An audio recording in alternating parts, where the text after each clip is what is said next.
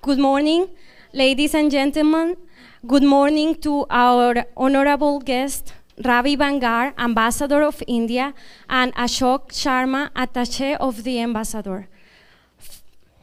So please, now we can come to the room.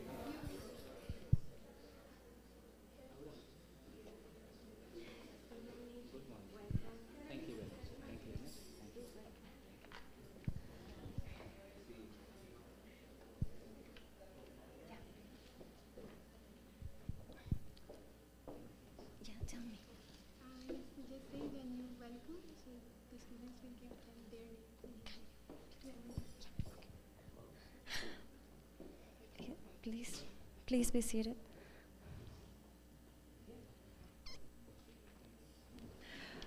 Good morning to everyone.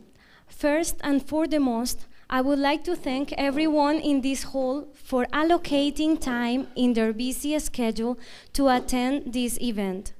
So from the bottom of my heart and all those involved in organizing this ceremony, thank you very much. Before we move on, let us sing with pride our national anthems. May we all rise, please?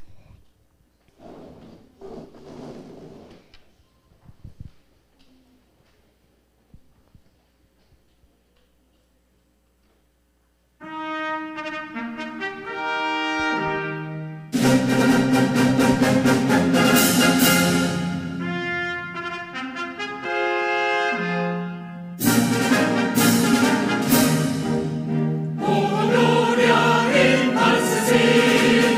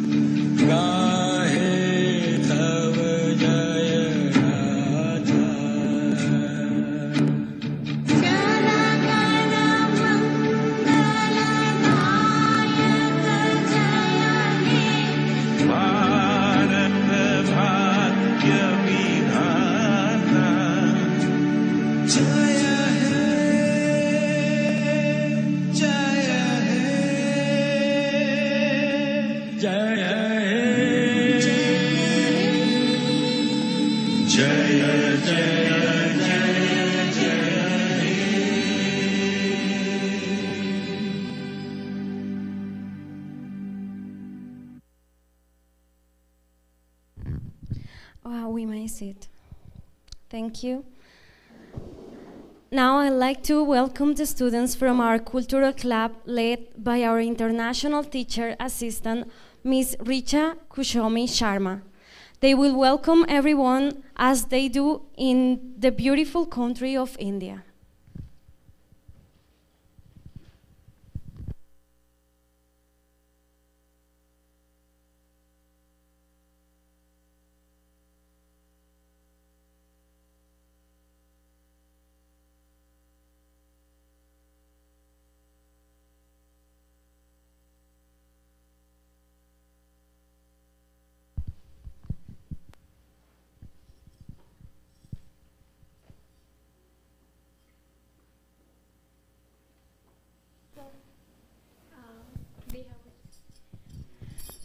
And namaste, hola. Okay, students from Cultural Club, they have written the names, everybody on the stage in Hindi. So they want to gift it to the ambassador and everybody here on the stage. So first to Mr. Ambassador, come guys, all of you. So Mr. Ambassador.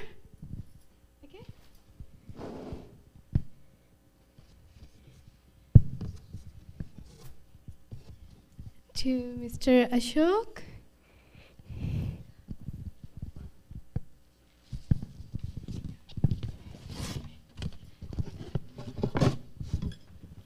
To Dr. Vecina. Thank you so much.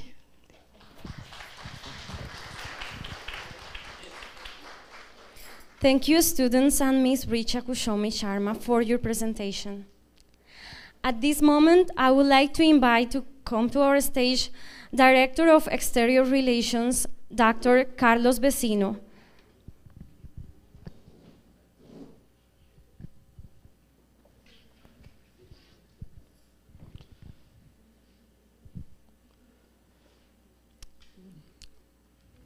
Good morning.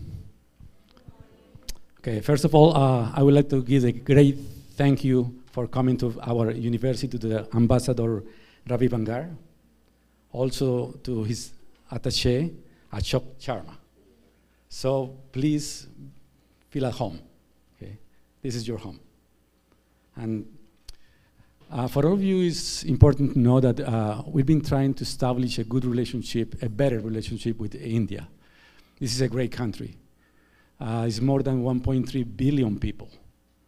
But it's not just 1.3 billion people, it's people that is eager to get every day better and better, and they are doing it. They are getting better in every single aspect of the country. Better in the economy, better in the ethics, better in the academics. And we have a lot of things to share with them. Since yesterday, we've been having some meetings with important representatives of the university from the department, the governor, the rector, the superior council. And we have discovered several aspects where we can improve our relationship. You must know that Colombia and India started a diplomatic relationship almost 60 years ago. Next year is going to be 60 years. And for next year, obviously, we want to have a better environment, better ties. So we are building that relationship from now on. Ambassador has offered many things to the university. Among them, one important is the possibility of having plenty of scholarships for our community. That means in every field. They always want some Colombians to come, and they are offering special scholarships for somebody from the humanities, from the human sciences, that is willing to go and learn more so they can come back and improve this good already relationship. But it's not only from the human sciences, also from math, from technology, aeronautics. Is plenty of fields that they are offering help. So next week they're going to have a big event in Bogota, and we're going to be present there just to learn more about what are the exact details of this call for scholarships, and we're going to offer those to the people from our department. So this is just a new beginning. This is going to be obviously something that is going to be opening doors to better relationship in the academic fields too. So we're going to have some MOUs, that is, those are some memorandum of agreements between some universities in India and our university. Next year, probably, these scholarships are going to be offering more opportunities to everybody. But now, we're going to start working on a mission to go to India. Some people from the university, some directives and some professors, to establish these ties with India. So I want to just say thank you to Mr. Ambassador and welcome you to this day that is being prepared with plenty of details. So this is a great day to enjoy life and culture from India. So welcome everybody.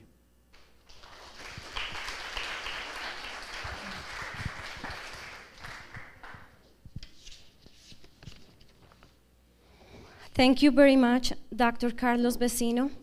At this time, I'm honored to invite on stage Dr. Ravi Bangar, Ambassador of India. Thank you.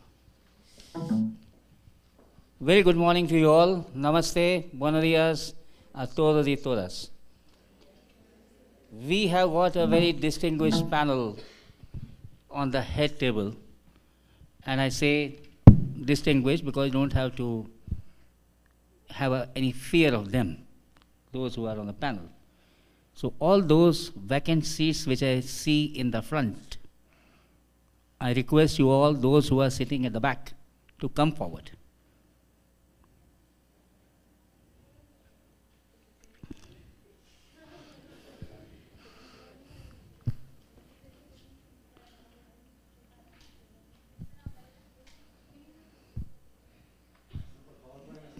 Yes.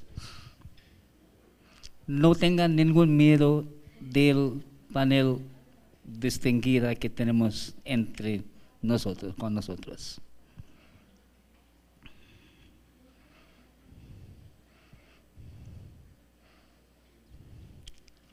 Those who are of a spiritual bent of mind can sit next to Swamiji.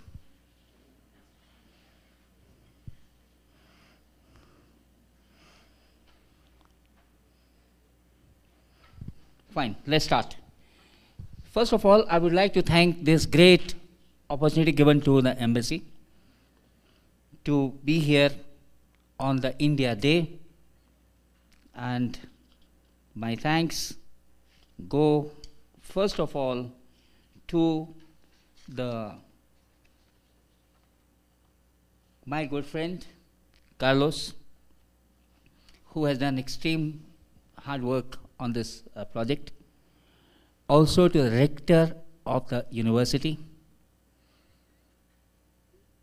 and Richa and her team for a work exceedingly done well. Let's appreciate and applaud their efforts.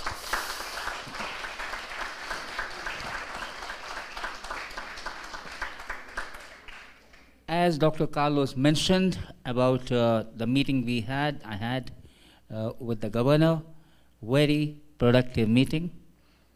And you have, I think, a great advantage in having a young governor of the departamento. Are everybody comfortable with English, or you want Spanish or Hindi? Who said Spanish? Raise the hand. Then please come forward. My Spanish is not that good. Okay. Este Día de la India es una gran oportunidad para nosotros, no solamente para compartir los valores y la información sobre el país nuestra, que tiene cultura milenaria, como todos ustedes saben, pero también es importante como países en desarrollo. Colombia y India tienen mucho para compartir.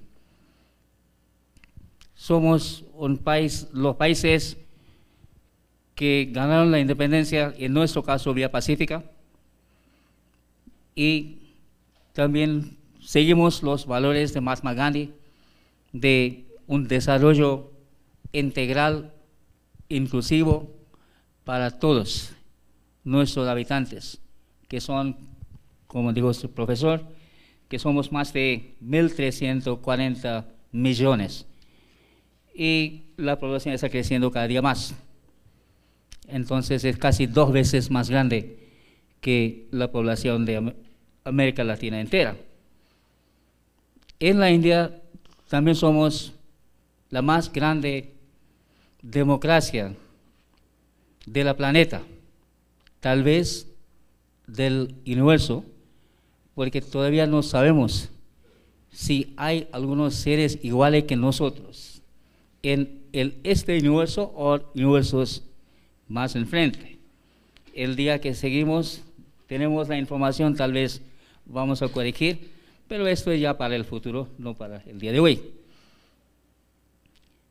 Somos la economía tercera más grande del Asia y la 7ª del mundo. En términos de las cifras, no quiero aburrir a ustedes, la economía es más de 2.5 trillones de dólares. Y esta economía está creciendo más de 7% anual. En nuestras universidades públicas son más de 380 universidades. Son públicas. Hay más de 200 universidades que son las universidades privadas. Para nosotros es importante de tener un recurso humano que es bien capacitado para jugar su papel, no solamente en el país, en la sociedad, pero también para el mundo entero. Porque pensamos y creemos que the whole world is one family. Therefore, we belong to the whole world, and the whole world belongs to us. In terms of religion, tenemos todas las religiones del mundo: hinduismo, sikhismo, cristianos, judíos, budistas, jains y cualquier otra religión que usted puede identificar y nombrar hay en la India. Tenemos razas completas, de negro hasta los blancos. Tenemos la comida, que es muy variada, muy diversificada. La gente tal vez conoce afuera la comida india que es picante, es muy fuerte, pero no es así en todas las provincias. Idiomas. En caso de América Latina, desde Texas hasta el Tierra del Fuego en Argentina, hay 2 idiomas principales: español y portugués en Brasil. En caso de India no es así.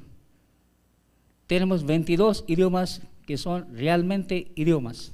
Tienen su propia literatura, gramática, tienen su historia, tienen su cultura, que son verdaderamente idiomas. Y tenemos más de 650 dialectos. Entonces, nosotros somos un país más diversificado de la planeta. Igualmente como es Colombia, un país más biodiversificado de la planeta. Entonces, en la diversidad, ambos lados compartimos muchas cosas. Para nosotros, lo más importante es en este siglo, que el siglo, como se dicen, el siglo XXI es el siglo de Asia. Dentro de este concepto, lo más importante es el rol que puede y va a jugar India, no solamente en Asia, pero también el mundo entero. Y este es un rol no de una potencia del poder, de los armamentos o del mercado, pero el valor moral, el valor espiritual, el valor de la cultura, el valor para tener en cuenta el valor de seres humanos, no solamente de los derechos humanos, pero más allá de este concepto de derechos humanos. Esa es la India, que es la India de los sueños de Mahatma Gandhi, de Gautam Buddha, de Vivekananda, pensador, filósofo de la India, de Ambedkar, que es reformador social para dar más oportunidades a los tal llamados intocables personas de la sociedad. Es la India, el concepto de la India no es el día de hoy, ni tampoco de ayer. Es la India, el concepto, el país, la sociedad, es de los milenios de años. Entonces, para nosotros lo más importante es en este mundo, el día de hoy, que marca con las diferencias políticas, tal vez menos respecto a la diversidad, y para nosotros no es el mundo tiene que ser así, el mundo tiene que cambiar. Como podemos, en la palabra del gran poeta Rabindranath Tagore, es I want the world which believes in itself. Quiero el mundo que cree en sí mismo, y not the world which dominates the others, que domina a los otros. Because we are all equal, pues todos somos iguales. So why the domination of any kind? That is what India is. Now let me come to our relations con Colombia. El próximo año vamos a celebrar 60 años de establecimiento de las relaciones diplomáticas entre India y Colombia. Estamos planeando muchos eventos para festejar, celebrar, no solamente los años 60 pasados, porque ¿qué podemos hacer en los próximos años para que las relaciones entre Colombia e India sean más fuertes, más estrechas, en todo campo, no solamente en economía o comercio exterior, pero también en áreas de universidades, educación, salud, desarrollo humano, desarrollo rural, y para esto lo que hemos decidido es aumentar la cantidad de becas que hemos ofrecido a Colombia, que antes eran 50, desde este año son 60. Y tengo el compromiso de ayer con el señor gobernador que el departamento de Santander va a tener y utilizar 25 becas al año. Y bienvenidos, por favor, a todos y todas para estudiar en la India de cursos de corto plazo de 8 semanas hasta 12 o 18 semanas. Aparte de esto, las personas que tienen interés en tener educación sobre la cultura de la India, la religión, la nación, filosofía, también ofrecemos a Colombia 4 becas. Y estas becas son completamente canceladas por el parte del gobierno de la India. Entonces, solamente lo que tienen que hacer es llenar el formulario, enviarle a la embajada, y después de la aprobación, solamente lo que necesita es tomar la maleta y ir a la India, nada más. Pero tiene que tener no solamente una maleta, porque si vas a la India, por supuesto, vas a comprar más artesanía, más textiles, especias, el té, entonces tal vez puede comprar otra maleta en la India. Cuando regresa a la Colombia va a tener 2 maletas. Y estamos abiertos realmente en este aspecto de compartir el desarrollo humano, de esfuerzos nuestros. Que este programa fue lanzado en 1964 y ese es solamente para los países en vías de desarrollo, y hemos trabajado muy fuerte en esta área porque es área que tenemos realmente muchas calidades en la India. El tercer aspecto, lo que es más importante, es, creo, intercambio entre estudiantes de las universidades y otras instituciones de la educación en ambos países. ¿Por qué es así? Porque ambos países tienen, la gran mayoría de la población es considerada por los jóvenes. Y los jóvenes son el futuro de los países del mundo entero. Entonces, bienvenidos a ustedes en la India, porque también es un país que no es de la economía emergente, pero es un país de las muchas cosas, incluso también, por ejemplo, yoga.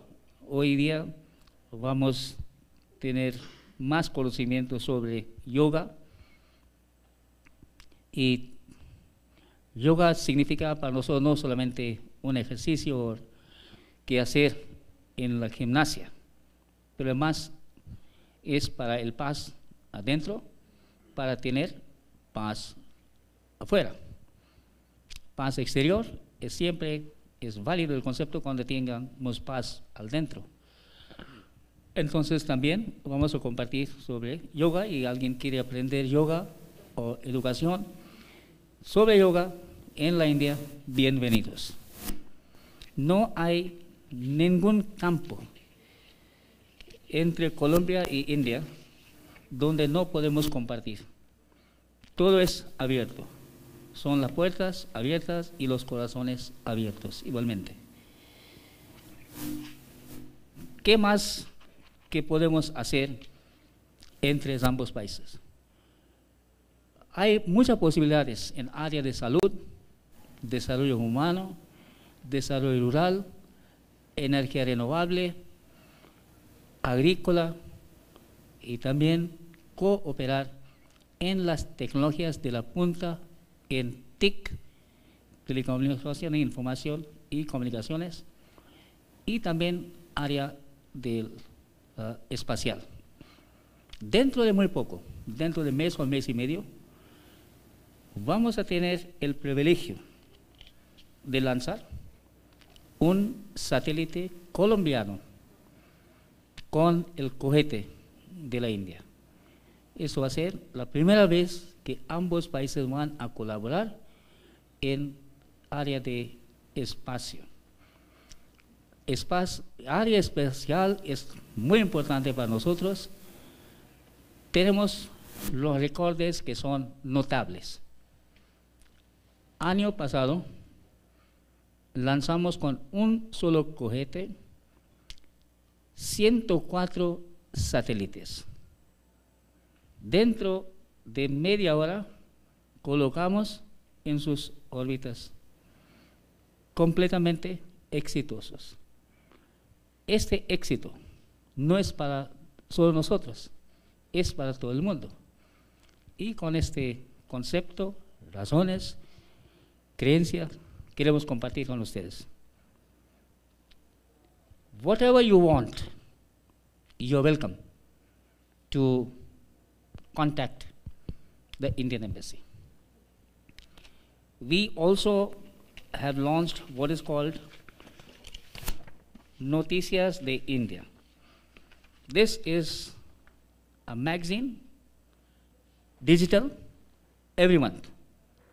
Those who want to receive this magazine in their correo electrónico, please give the correo electrónico to us while we are here, or to Richa.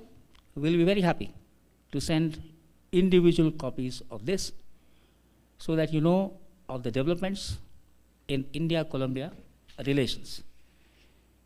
And I'm sure if you want to contribute anything on India-Colombia in this magazine, more than welcome.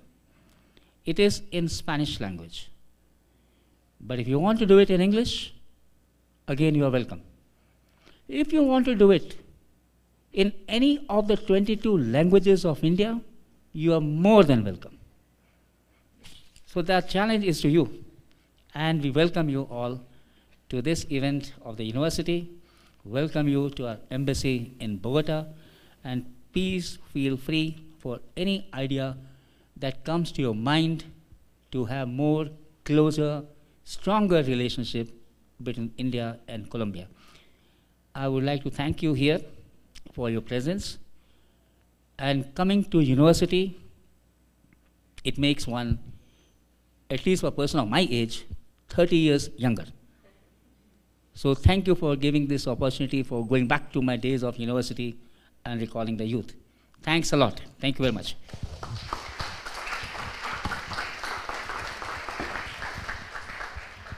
Thank you, Dr. Ravi Bangar. And now please welcome Dr. Arvind Tomar, Joint Research Colombia, India. He's going to give us a speech about aromatic oils or essential oils.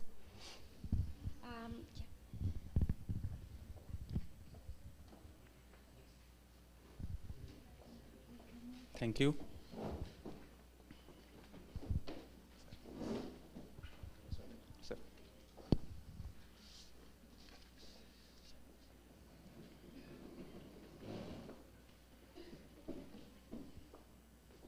Namaskar. Buenos dias. This is a great event for us. Here we are going to be discuss about the so many things. It's maybe not part for India. It's maybe the very interesting features for Colombia. My name is Dr. Arvind Kumar. I am here last 3 months. Means is the enero 2018. And this is the part for my in the university, especially in the CENIVAM. This is the excellence center of the university, CENIVAM. Here I am going to be just having a postdoctoral fellowship program, which is not initiated by the university and my university in India. So in this project, I show you regarding the some basic feature of the science and technology. As our ambassador said that we are having a so many collaboration, we have a so many treaty and the agreements regarding the science and technology. So we are going to be discuss with you what science is going to be initiate for the both country, India and Colombia. So first of all, my thanks to the Rector of University, Mr. Herman Porras Diaz, and the Ambassador of India, Mr. Ravi Bangur, and his team, Ashok Sharma. He is going to be just give me the opportunity to share my some research aspect in front of you. So now, next.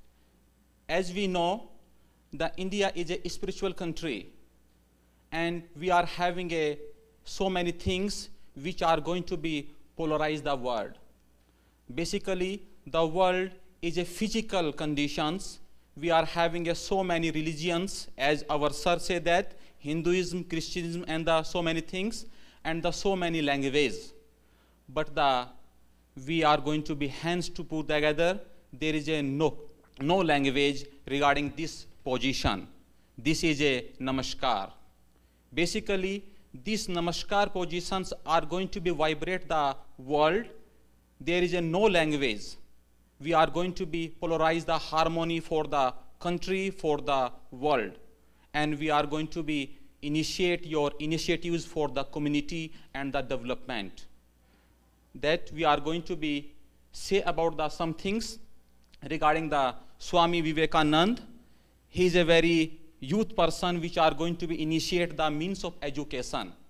Basically, education is a manifestation of the perfection of the man. And the character is the ability of the test of this manifestation.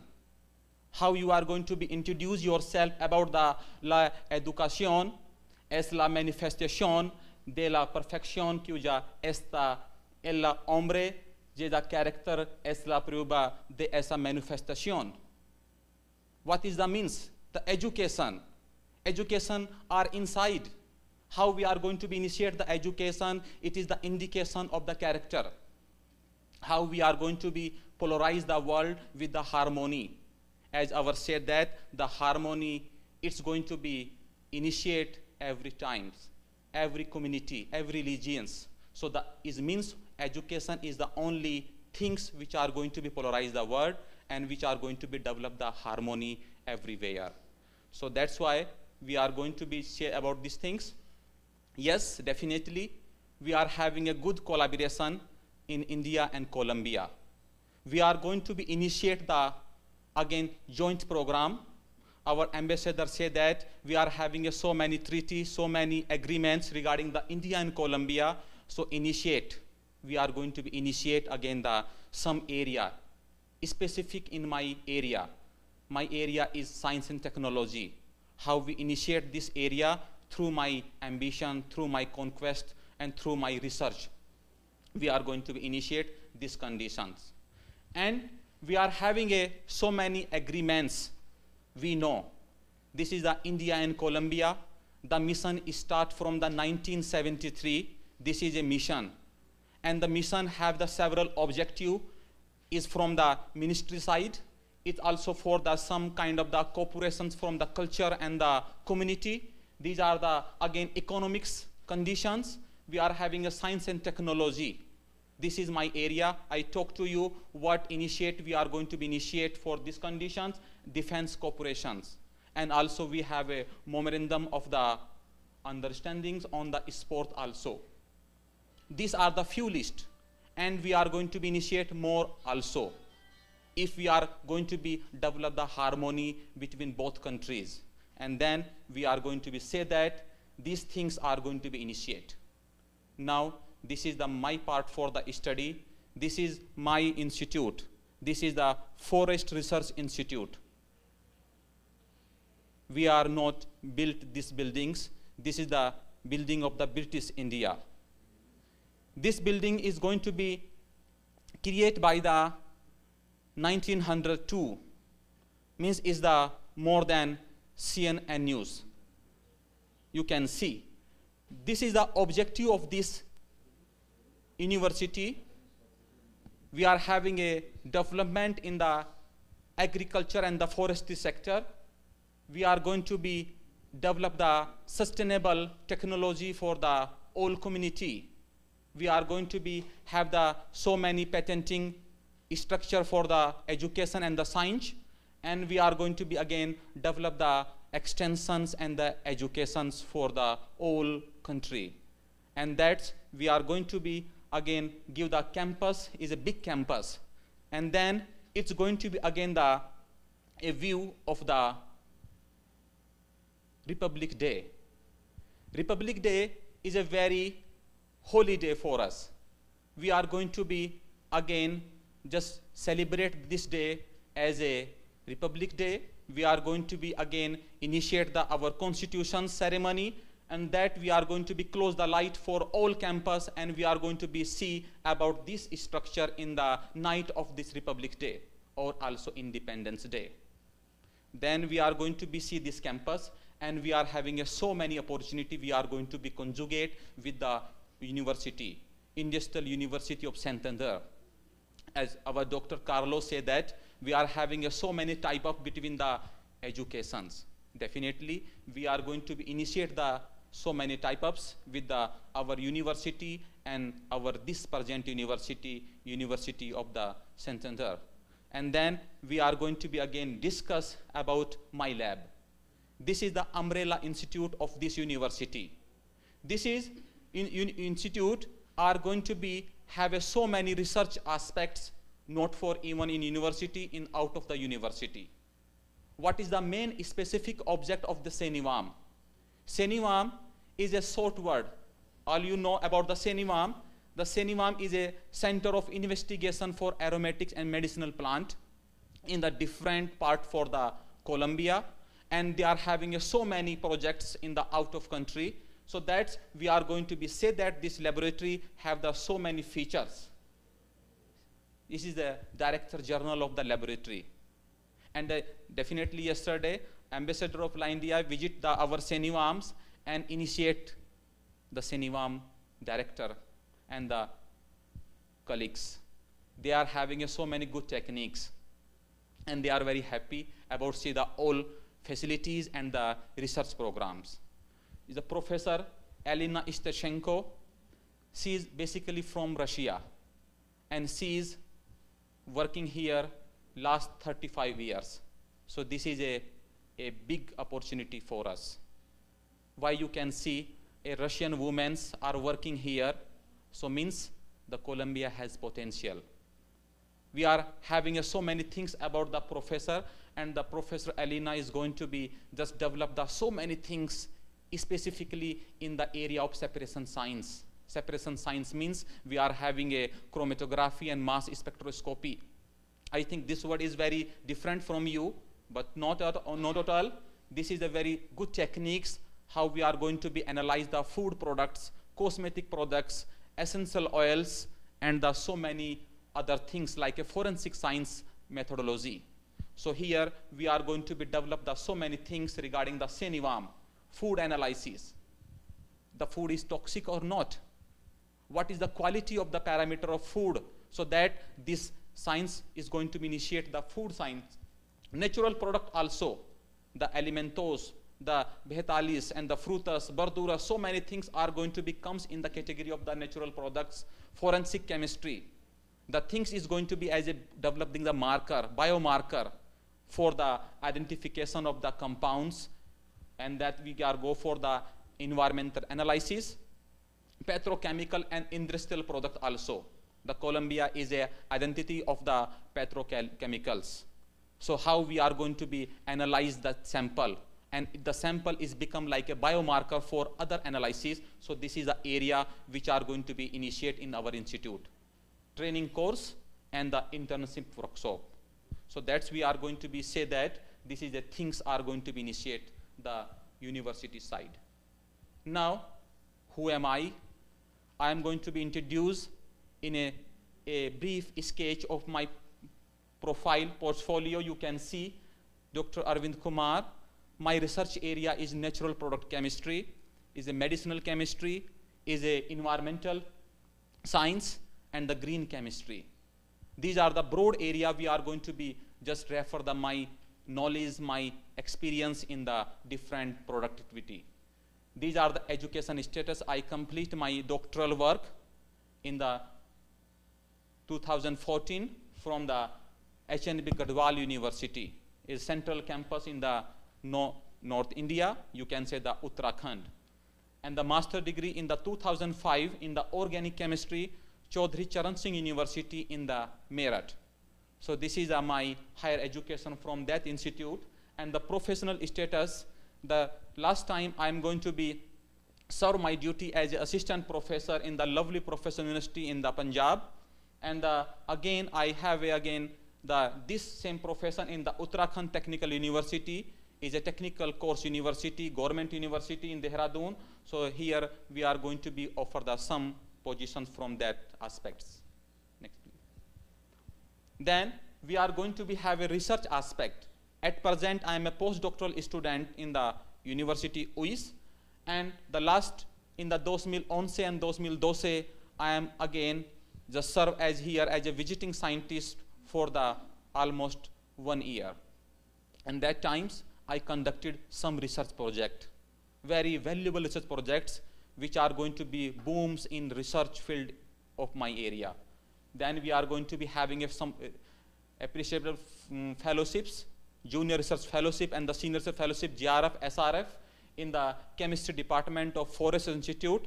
And that time I joined my PhD program from that university. And that we are having again some environmental science in the project fellow in the National Institute of the Hydrology, NIH Roorkee. These are the research highlights. I published one research book from my thesis in the Germany. And then we have a publication, is the 11 publication is published, and the 3 more publication is communicated. And then we have attend the 4 international conference and the 8 national conference on my research area. These are the recognitions. I have some positions in editor board members, which are going to be review the articles for the good scientific community. So these things is going to be initiated. Dear, now I am going to be say about the some my conducted and the going on projects. This is a small highlights which are going to be initiate the conducted projects. In the last time, we are going to be isolate and characterize the phytomolecules, biomolecules. What is biomolecules?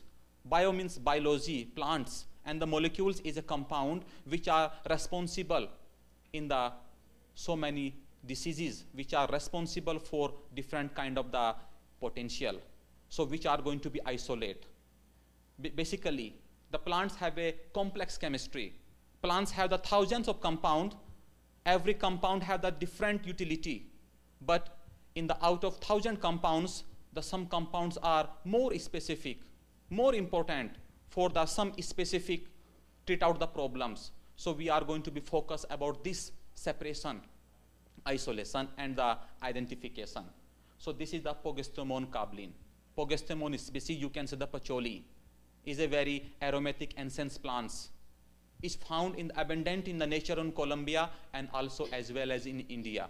The both countries have the same habitat. As our ambassador said that the ecology and the geographically, the both countries are similar. Only the barrier for the language in Spanish or Hindi or in English. But the harmony have the no language. They are going to be initiate your thoughts, your ideas between the both side. These are the second project we are going to be initiated by the Lepia dulcis plant. Lepia dulcis is a very sweetener plant, natural sweets. Basically, we have so many problem in the diabetes. We have so many problem for the to intake the what sugar, a sugar you can say kanya sugar. It's going to be initiate the diabetes if you have a no workout. But this plant is the 100 times sweetener from the other one. Synthetics is a natural sweeteners. So we are going to be isolate one compound. This is name is hernendulcine. It is 1,000 times sweetener, and we are going to be use these plants, this sip for the cough syrups and the so many other things. So this is very important. These are the again my PhD objective, chromatography and the analysis of leaf essential oil from the Morina longifolia. So here we are going to be conducted parts. And these times we are having again 3 projects. The first project I completed in 2 months. The thing is going to be go for the petroleum industries. The thing is going to be separate the aromatic and saturated compounds from the petroleum crude products. We are going to be take the extract from the North Indian Santander, Catatumba sardinata. Here we are going to be take the crude petroleum and how we are going to be isolate the valuable fraction we talk to you. You can see. Second one, also isolate the molecules from the other plants, Lepia organoides, very important. And the last one is you can see the synthesis of the fine chemicals. Fine chemical means we are having a valuable chemicals which are found in the essential oil from the same plants.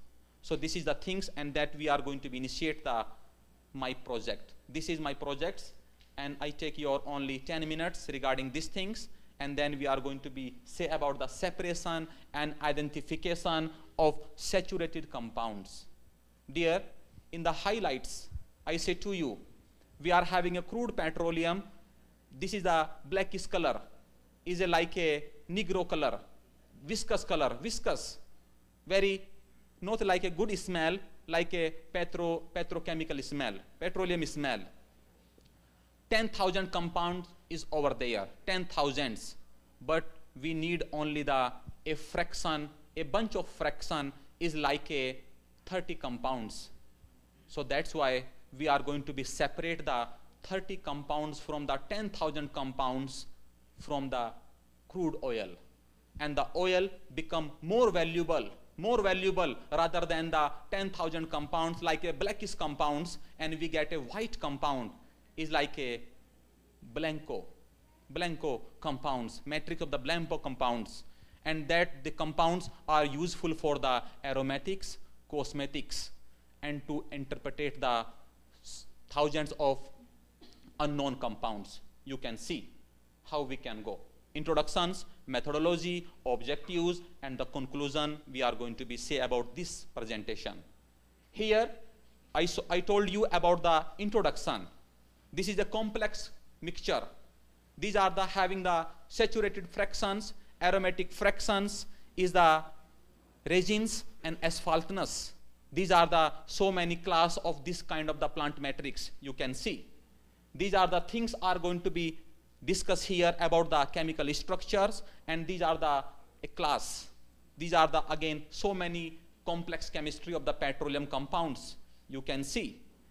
About these things we are going to be develop the so many criteria regarding the separation science and about the organic chemistry. Here we are going to be say about the conditions, about these resins and the asphaltness but here we have a no objective of this part. We are having a part for the only saturated compounds. We are going to be develop the saturated compounds, which are going to be refer the next class. And these class are going to be useful for the nutraceuticals value. These are the forensic fingerprintings and also spill source identification. If we have this matrix, so we can find out the so many spill source which are available in the different area. So that we can say that to you. This is a view of the Colombia, and here we have a Norte de Santander, and especially we are collection for the Sardinata region. This is the petroleum area, and that we are going to be take the a small fraction Sardinata. You can see Catatumbo, and that we are having a crude petroleum, crude mixtures, a blackish mixture. You can see PR, P represent for the petroleum residue. This having a no much value. Value yes, but no much value. If we are going to be separate the specific fraction, what I told you, this is the saturated fractions, so the value is become 100 times more in the different area. And then you can see the things are going to be developed by the different abstractical conditions. This is the graphical abstract, how we are going to be consider my research parts in a one slide, and that is going to be referred for the different area. First of all, these things are going to be useful for the different part for the country, and we are going to be refer for the several experiment.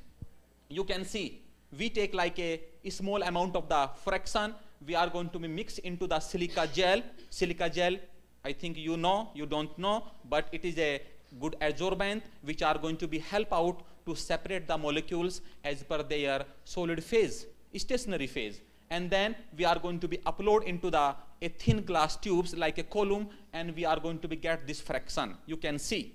And then we are going to be refer this fraction from this two picture. In the between you have a crude, and the this sides you are having a isolated fraction is a what blanco color, and that is the yellowish color is refer for the aromatic fraction. So this fraction are very important, and it's having a number of carbon is 7. And that's why this crude petroleum having the 70 and 80 number of carbons. So that means that compounds are very more valuable for the different industries, and that we are going to be analyze and characterize this instrument in the specific separation of science. So that's we are going to be give the a view of these things, and that the analyze is going to be refer for the different parameters. And then you can say the isolated compounds have the 37 category and match with the standard pattern. And then you can see the our isolated fractions like this, and this is become a marker, a petroleum marker, which is identify the unknown matrix. And then we can more confirmations. Yesterday our ambassador sir see about this instrument. This is the 2D GC, 2 dimension of GC into GC, which are going to be give the comprehensive informations. Means comprehensive means exact informations about the particular fraction. And then you can see the different confirmations, and you are getting the so many good valuable fractions regarding the different peak area. This is the surface plot diagrams of the chromatogram, which is give the specific informations about the spectra. And then you are going to be get the more suitable picture like a contour plot grams, and its confirmation for your fraction is more pure. And then you can utilize this fraction in the different portions, like these my specific objectives. So dear, this is a small study, but we are here to are going to be develop the other aspects. So many area. This is only a one area like a petrochemicals. We can also having a collaboration and type up with the other work, scientific works like a food analysis and other than. And that's we are going to be again develop the new community for the worldwide. And in that words, my sincere thanks to the university rectors and in his teams, and my professor Alina Stanchenko for their cooperations and give me this opportunity for the postdoctoral fellowships and for my comfort stay in the Colombia. Thank you very much.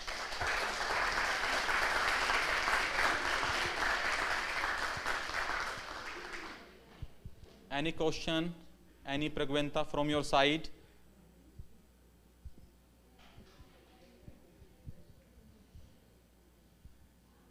Yes. Are you done with the project or you were at the beginning of it? Yes. Yes, I am just expend the 3 months in out of my 1 year. Yes.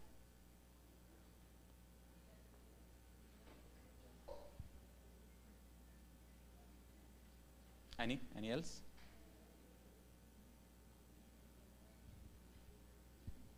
Okay. Thank you. So thank you, Dr. Arvind Kumar, for your presentation. Now I'd like to invite to the stage Mr. Ashok Sharma. He will be talking about scholarships from the Indian Technical and Economic Cooperation. Please welcome Dr. Ashok Sharma.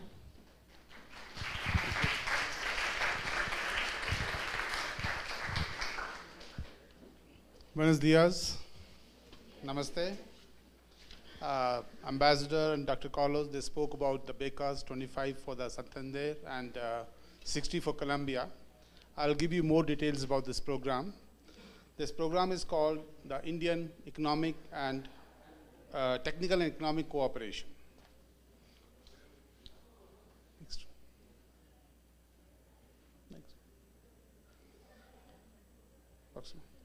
Yeah. The topics I'll cover: what is ITEC, and the institutes in India which participate in this, the countries of the world which are partner countries, and civilian scholarships, and the Colombia's utilization of these scholarships, areas of courses, what does the scholarship includes, and what is the eligibility criteria, and how to apply. And there is a second part of scholarship which are cultural scholarships. These are given by the Indian Council for Cultural Relations. So I'll talk first about ITEC. The Indian Technical and Economic Cooperation Program was instituted by the Government of India in 1964 as a bilateral program of assistance of the Government of India. Setting of the ITEC program was predicated on the underlying belief that it was necessary to establish relations of mutual concern and interdependence based on solid economic foundations. Technical and economic cooperation was considered to be one of the essential functions of an integrated and imaginative foreign policy. The ITEC program has the following components: training of civilian and defense in India of nominees from ITEC partner countries, projects and projects-related activities such as feasibility studies and consultancy services.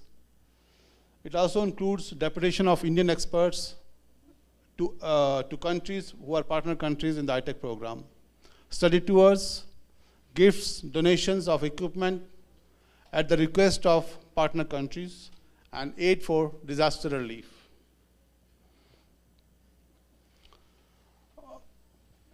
For civilian training program, around 12,000 scholarships are being offered to ITEC and SCAP partner countries to attend the various training courses in India. The premier institutions of India offer more than 300 short-term, medium-term, and long-term courses during the year. We have about 161 partner countries, and scholarships are offered to these countries. Participating institutes with the highest recognition for their educational quality. With this Embassy of India in Bogota covers Colombia and Ecuador. So we have these two countries, and we have 60 scholarships for Colombia and 30 for Ecuador. All the institutes in India, they're spread all over the country from north to south, east to west, in different cities. The iTech program is fully funded by the Government of India and has evolved and grown over the years.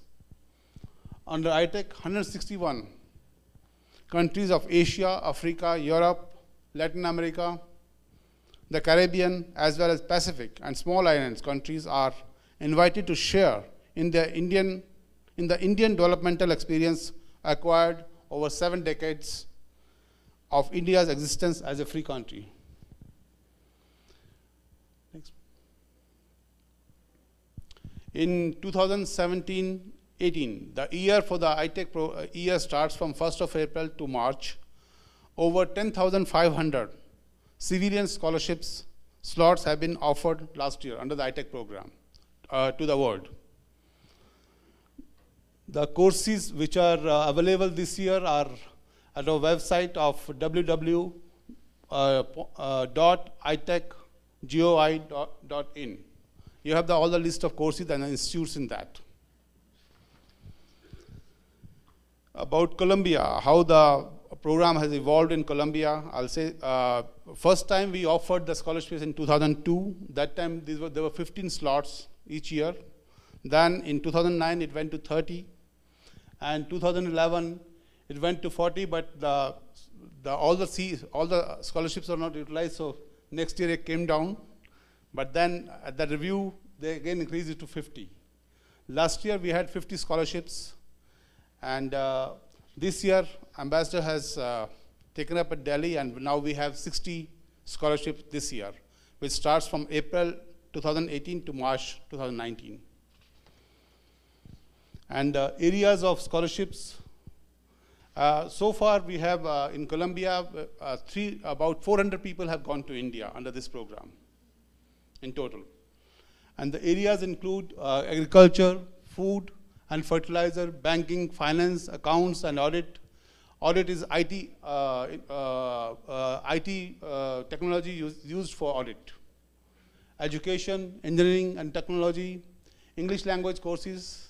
These are for basic and intermediate level, and also for teachers, the methods of teaching English.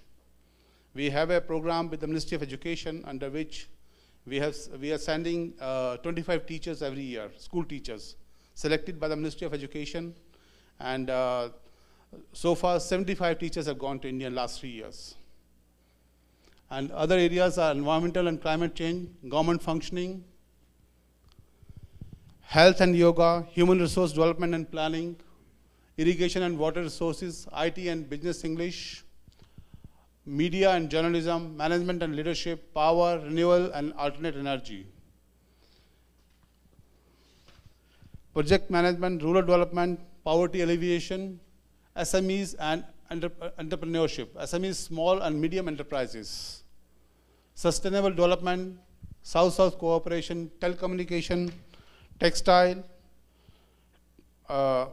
trade and international markets, urban planning, women empowerment, quality management, petroleum, hydrocarbon, vocational training. So it covers almost all areas of technical and economic cooperation and human resource development.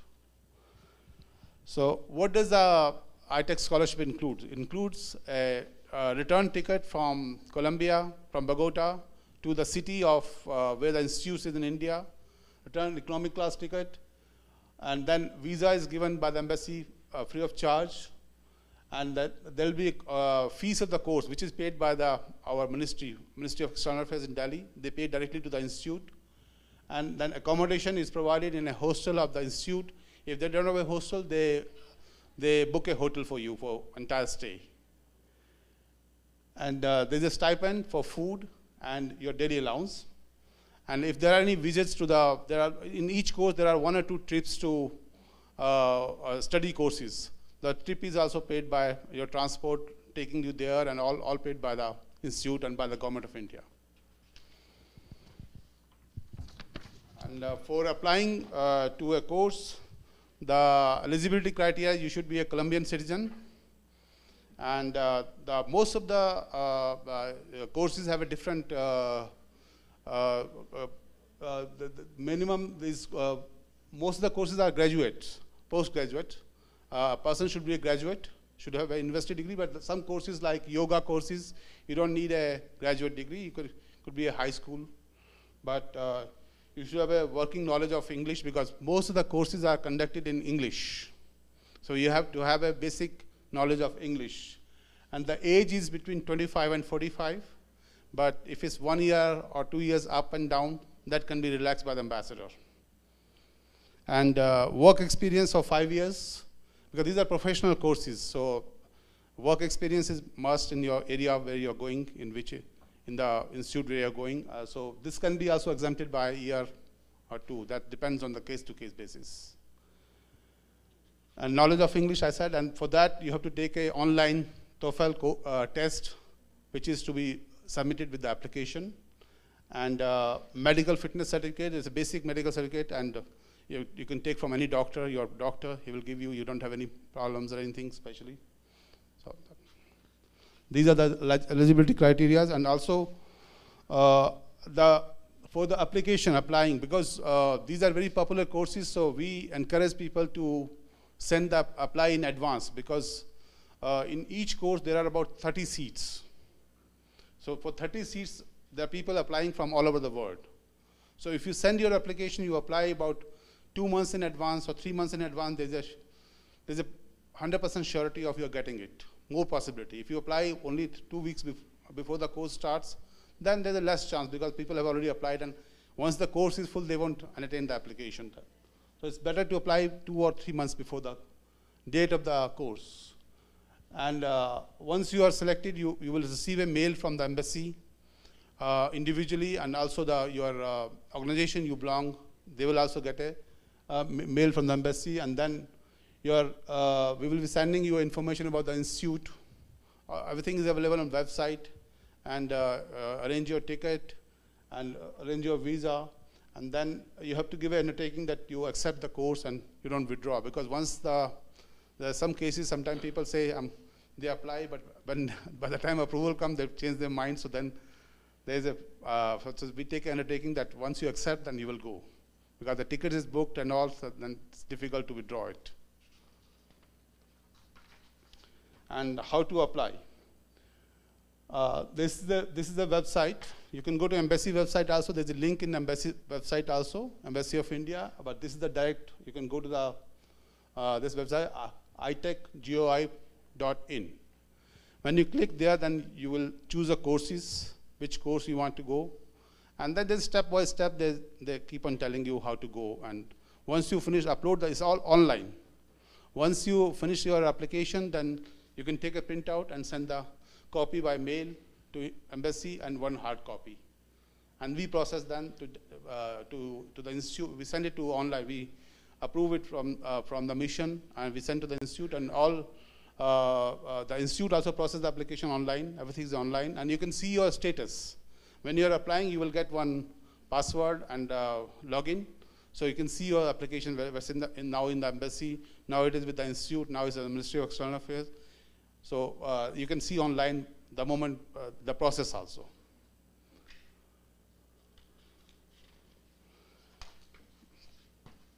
And next please. For any other information, this is my email, my telephone number, my mobile number. You can always call me, send me a mail.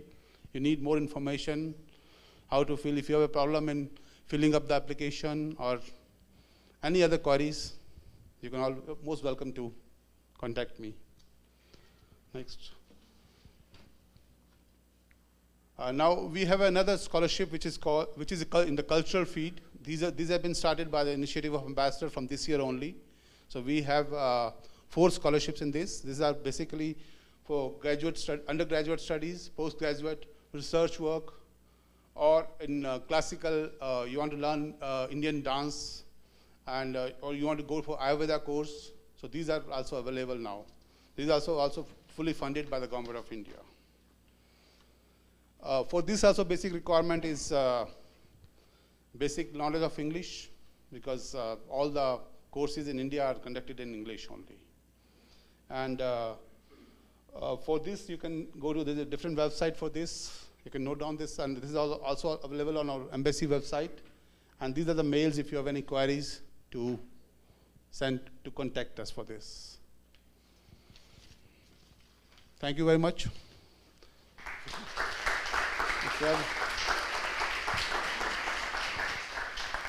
Any questions?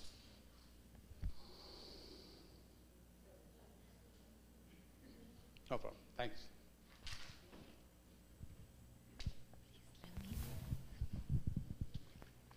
Thank you, Mr. Ashok Sharma. And up next, we will have a scope and IT and its advantages presented by software engineer Vidashagar Krishnamurthy. So please welcome Mr. Vidashagar Krishna.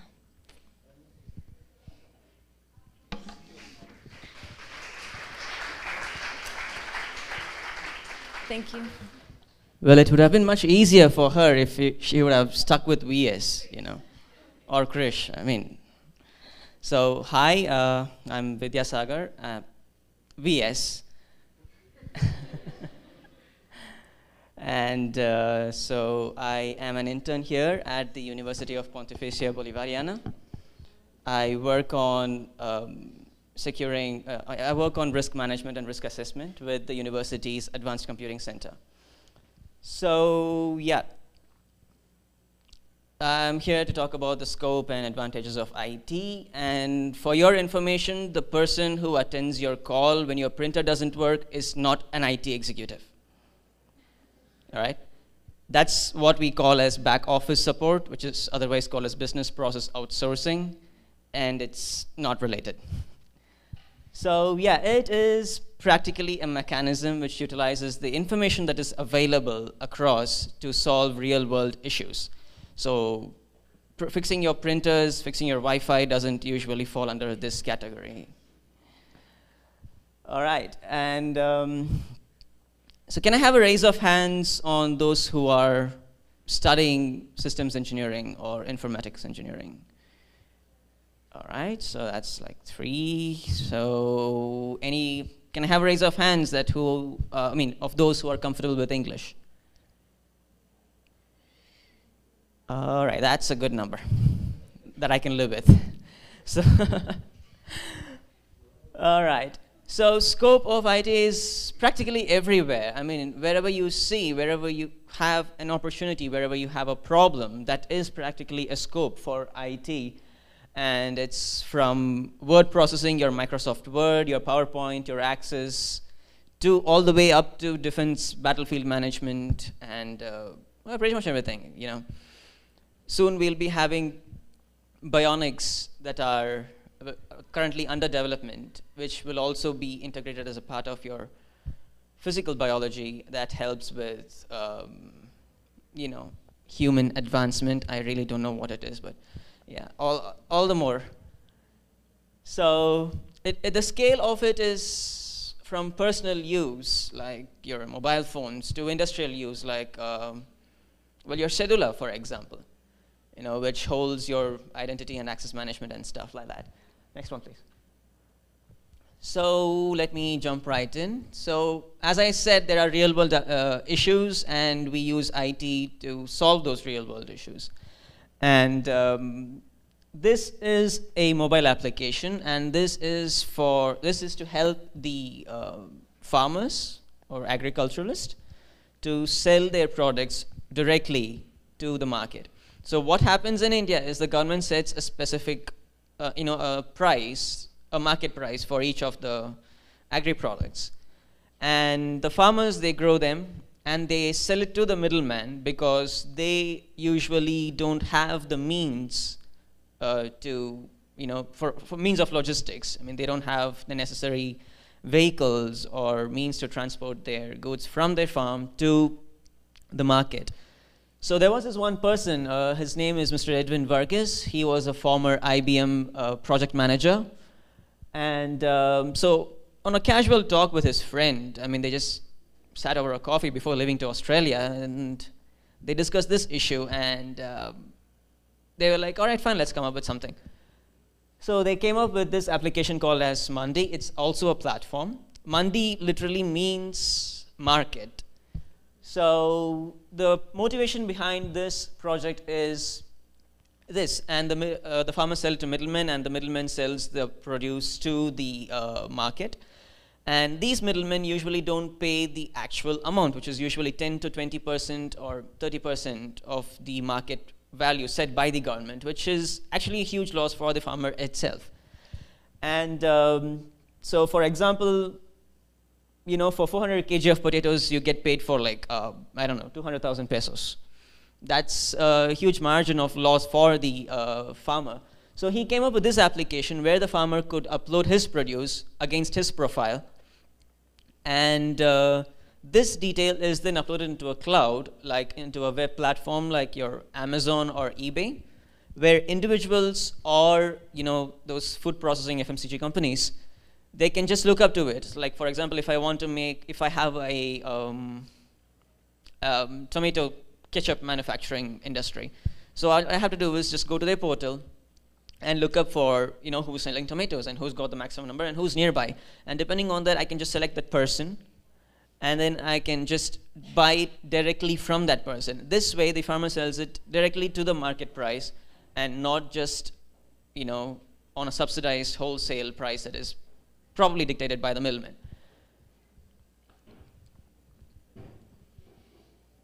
Oh yeah, that's the next one, please. The next one.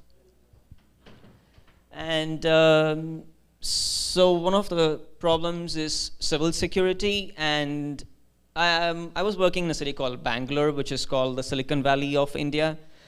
A lot of people, a lot of traffic, a lot of issues. Well, a lot of people, so. And yeah, so this is an application developed for the Bangalore City Police by one of the, a small scale app development company. I think it's got like 10 employees or something maximum. So this is a very simple application. You have to first register your profile with the application, with your phone number, with your name, and with your emergency contact number, usually your friend, your boyfriend, or your parents. And it's just got a button.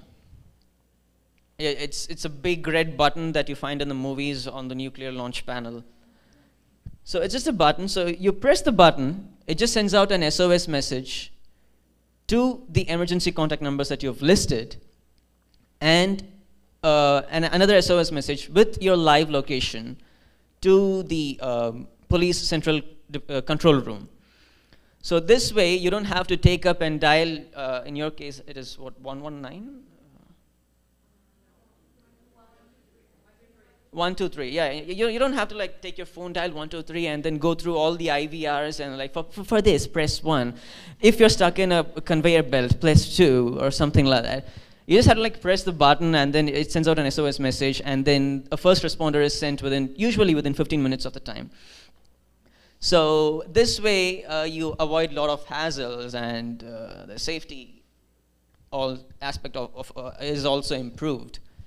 So yeah, this is when it comes to civil security. And this is an application that I was working on when I was with Infosys Limited, an IT company, for 4 years. So this is an application developed by a company called SAP. And this is called as SAP Retail Execution. This is for the sales representatives of companies. This was developed, usually what happens is, you know, sales reps have got this huge bundle of, I don't know, order book as we call it, and then a huge list of invoice list. And you know, it's too much book, too much hard copy. And after that, when the software revolution came in, and they dumped all these hard copies for laptops, so they have to be connected to a web-based application at all the time if they're using their laptop. So they have to be connected. And the connection is usually a problem. Like for example, in Europe, an entire day the Orange network was down. That was a primary network, I presume, in Germany. An entire day the Orange network was down, and they were not able to take any orders. So that is a significant loss in business for the company. So SAP came up with this application called as Retail Execution. It's a software as a service cloud platform. And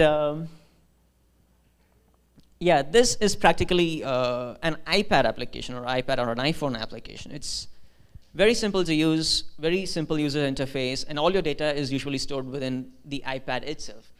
So instead of taking your whole laptop and having the need to be connected, it's an offline-online application. So you can sync your contacts, you can sync the orders that you've taken to the cloud, and so you have all the data at all times with you. So this improved the productivity of the company, and a lot of FMCG companies, fast-moving consumer goods companies, are switching over to this application. And Salesforce is also another application for computer science students, for your information. So Salesforce is another application like Saprex. Saprex is an enterprise application, which means you have to pay a hell lot of money. Salesforce, on the other hand, is open source. So this improved the productivity of the business sales representatives and their bosses, and they significantly, the target that they have to meet significantly increased. So that's Saprex. So I just covered like 3 different aspects, one with a very basic issue, and the one with a civil issue, and the one with an enterprise application, which practically mean, what I'm trying to say here is, IT is relevant everywhere. I mean, you think of a problem, there is actually a way to solve with IT.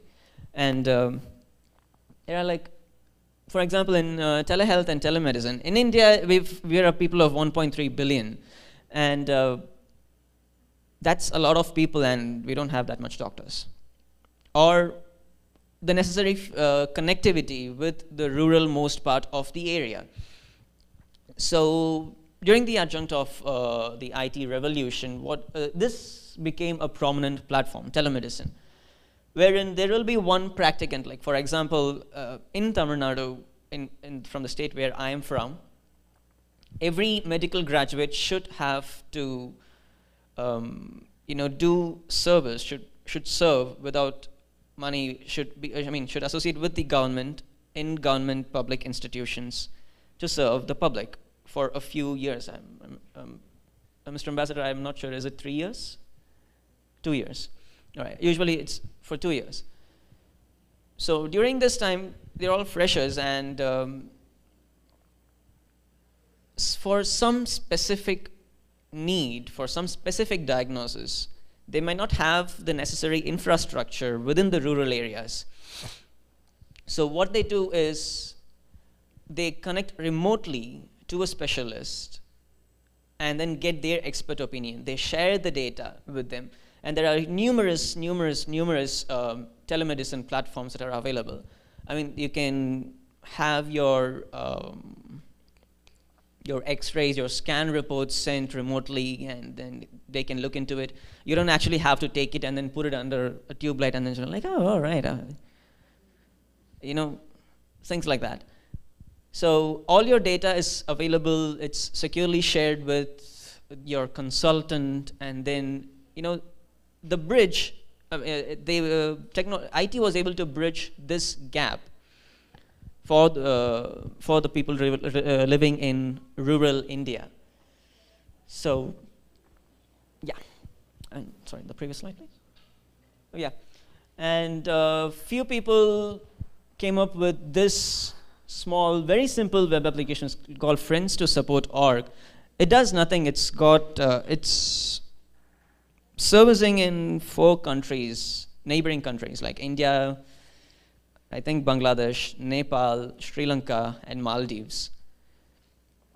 And this is nothing. This is just to hold the information of blood donors. So what you do is you just log into this page and register yourself as a blood donor there.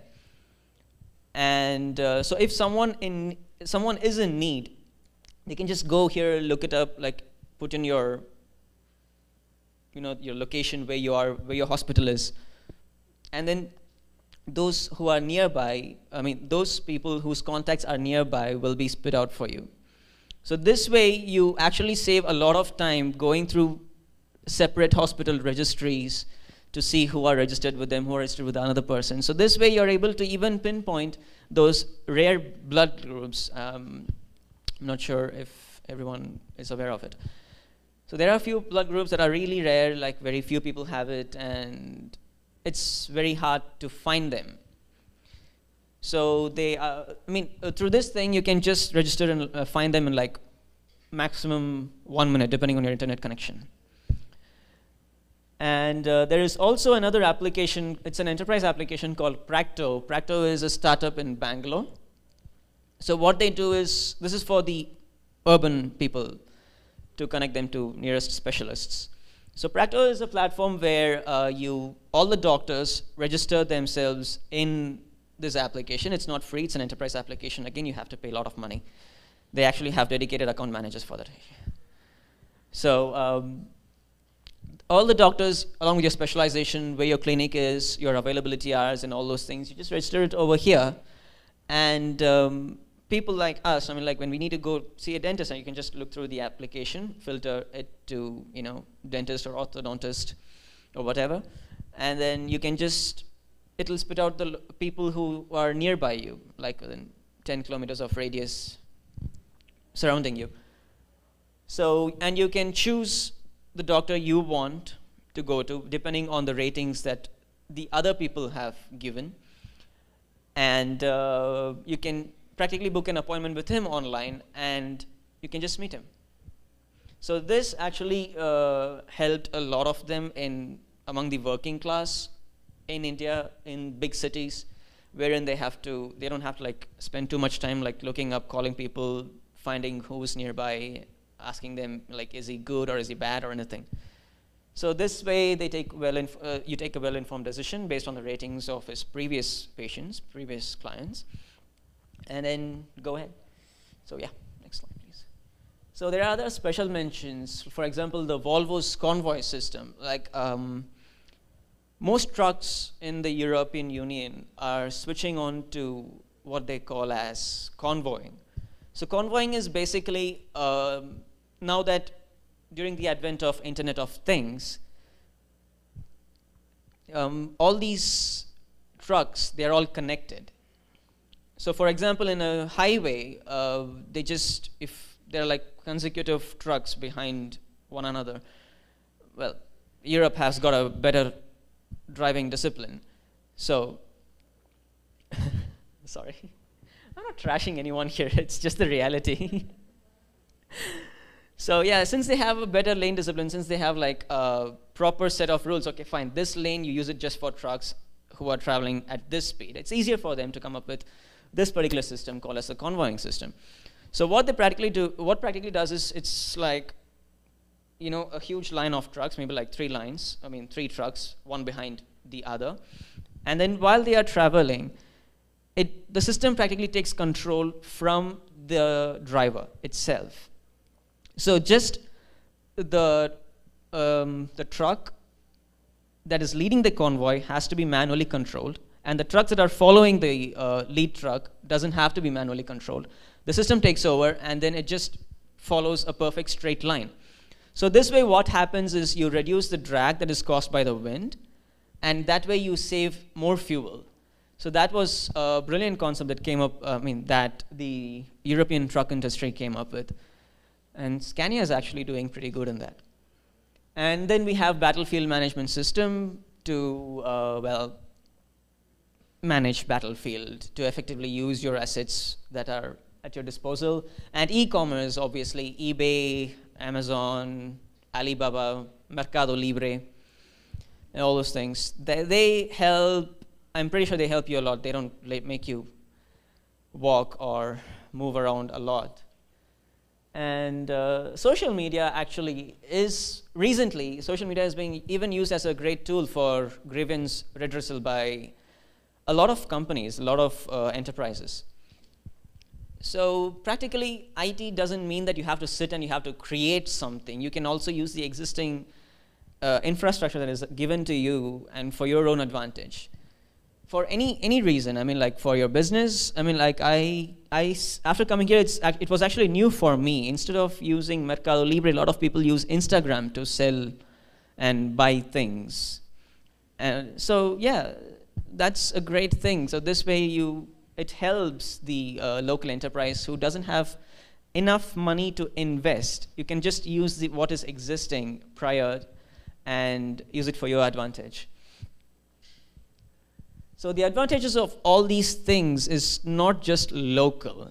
They have a cascading effect down back to the society. Like for example, when I talked about the Mandi application for the farmers, it's not just local. I mean, it doesn't solve just one problem. It doesn't just solve the problem of him not getting the amount that he is entitled to. It has a cascading effect on the society itself. For example, so this not only negates the need of a middleman, and the farmer enjoys the complete sum of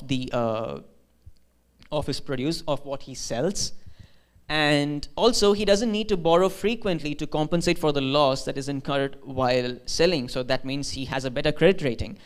Also, which means he can borrow a huge sum of money to expand his business, to expand his or horizon, and thereby, well, increasing his business as well.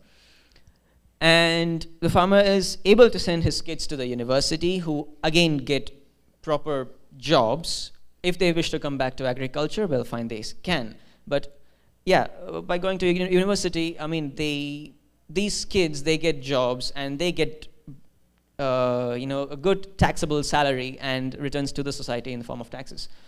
And he's also able to afford an LPG line as opposed to dry wood for cooking, which in turn reduces respiratory illness, which in turn reduces his cost that he has to spend on doctors, on medicine, which also in turn increases his life expectancy, making him to work for longer hours, making him earn more money and contributing back to the society. And in some cases, the farmer can also use this money, if he has excess amounts, he can also, as part of his corporate social responsibility, give it back to the society by helping other unfortunate kids to get a college education, or at least a primary school education.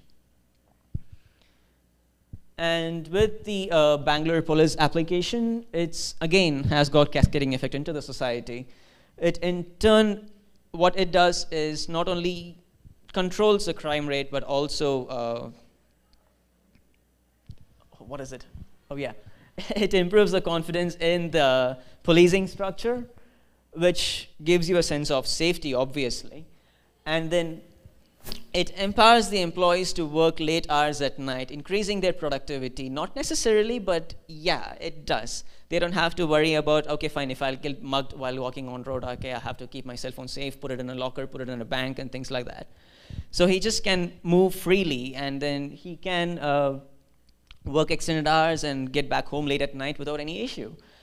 And people can roam around freely late at nights without having any issues, and this in turn will generate the demand for small-scale shops like tea shops or that sells tea and sandwiches, and which in turn they earn money, and which is again returned back to the society in form of taxes. And the expenditure on that every company spends on employee safety, like accompanying a security guard, securing a transport for them, and things like that, the company significantly reduces the cost on these, and this in turn becomes the profit of a company, which, well, most company doesn't do that, but many of them does, which the excess profit is then shared among the employees, which is again a taxable income, which gets back to the society in the form of taxes. So yes, so this is about scope and the advantages of IT. And as you see, how many of you know Terminator here? All right. You know the Terminator, Arnold's movie, the big hunk guy with the thing. Yeah. Somehow I really can't get his last name correct. So, yeah. How many of you know Skynet? Well, if you use Terminator, you don't know Skynet. I mean, like, come on, guys, software engineering, IT, don't let me down, please. You have to know this.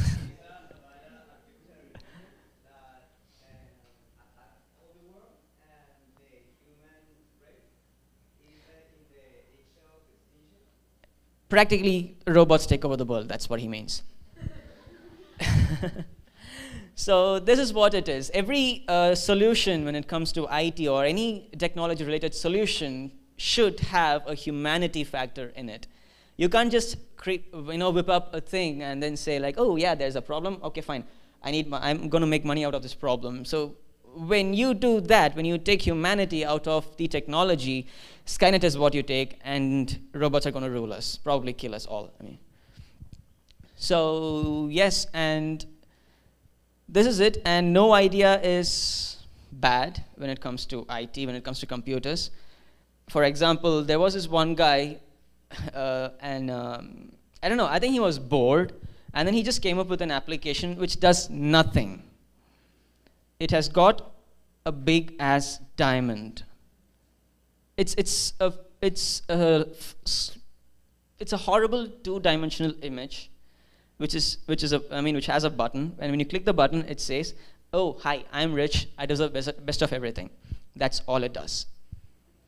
And he sold this app for $999 in App Store, and 8 of them actually bought it. He became $8,000 rich overnight. And there was this another application, a very simple application. It's called Yo. It does nothing.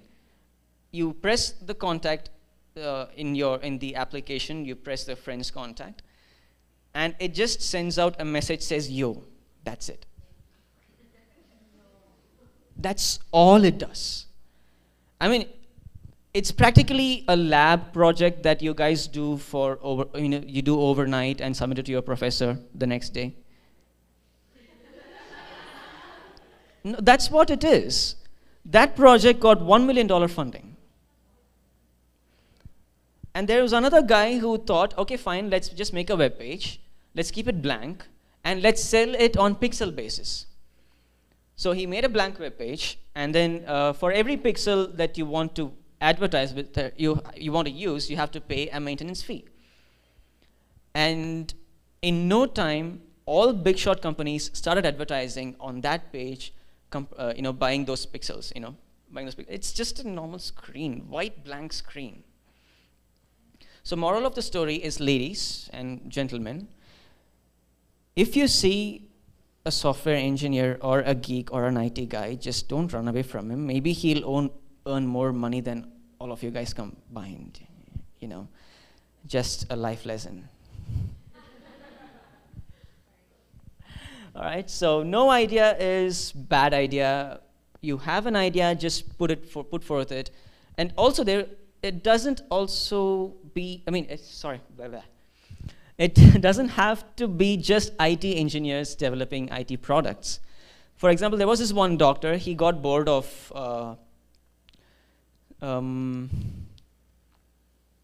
invasive testing for, what it is called, cancer or something, not cancer. Yes, for your eye test. They cannot carry those whole bunch of equipments when they go on for rural visits. So they just took an iPhone, they bought an offline fisheye lens, and then he developed an application for, conducting tests that he normally uses, that he normally conducts using big, huge equipments. I have got no clue what they are called. But it was a doctor who developed the application. So it doesn't matter if you're a lawyer or mathematician, whatever you are, it really doesn't matter. As long as you know English, and if you can add, multiply, divide, you can create an application or any IT solutions. And that's about it. Thank you.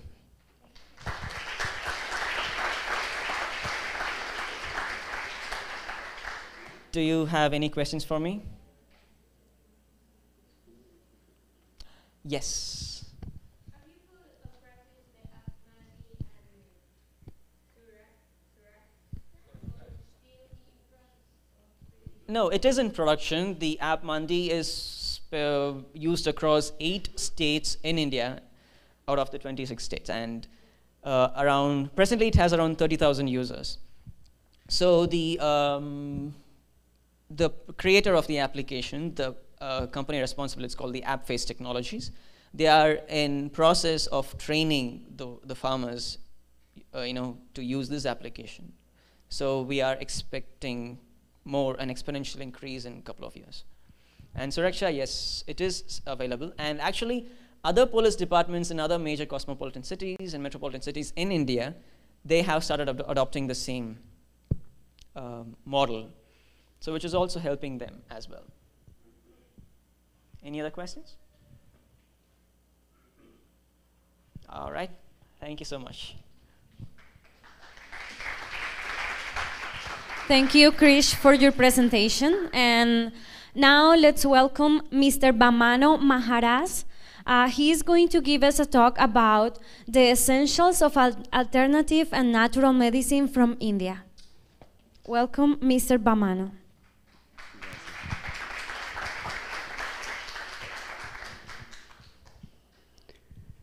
Muy buenos días para todos. Agradeciendo y muy feliz de la visita del señor embajador, del doctor Sharma y del representante de Relaciones de Lenguas aquí en la universidad. Bueno, se pueden dar cuenta, de hecho, soy un monje, represento a un movimiento cultural y filosófico de la India que se llama la Sociedad Internacional para la Conciencia de Krishna.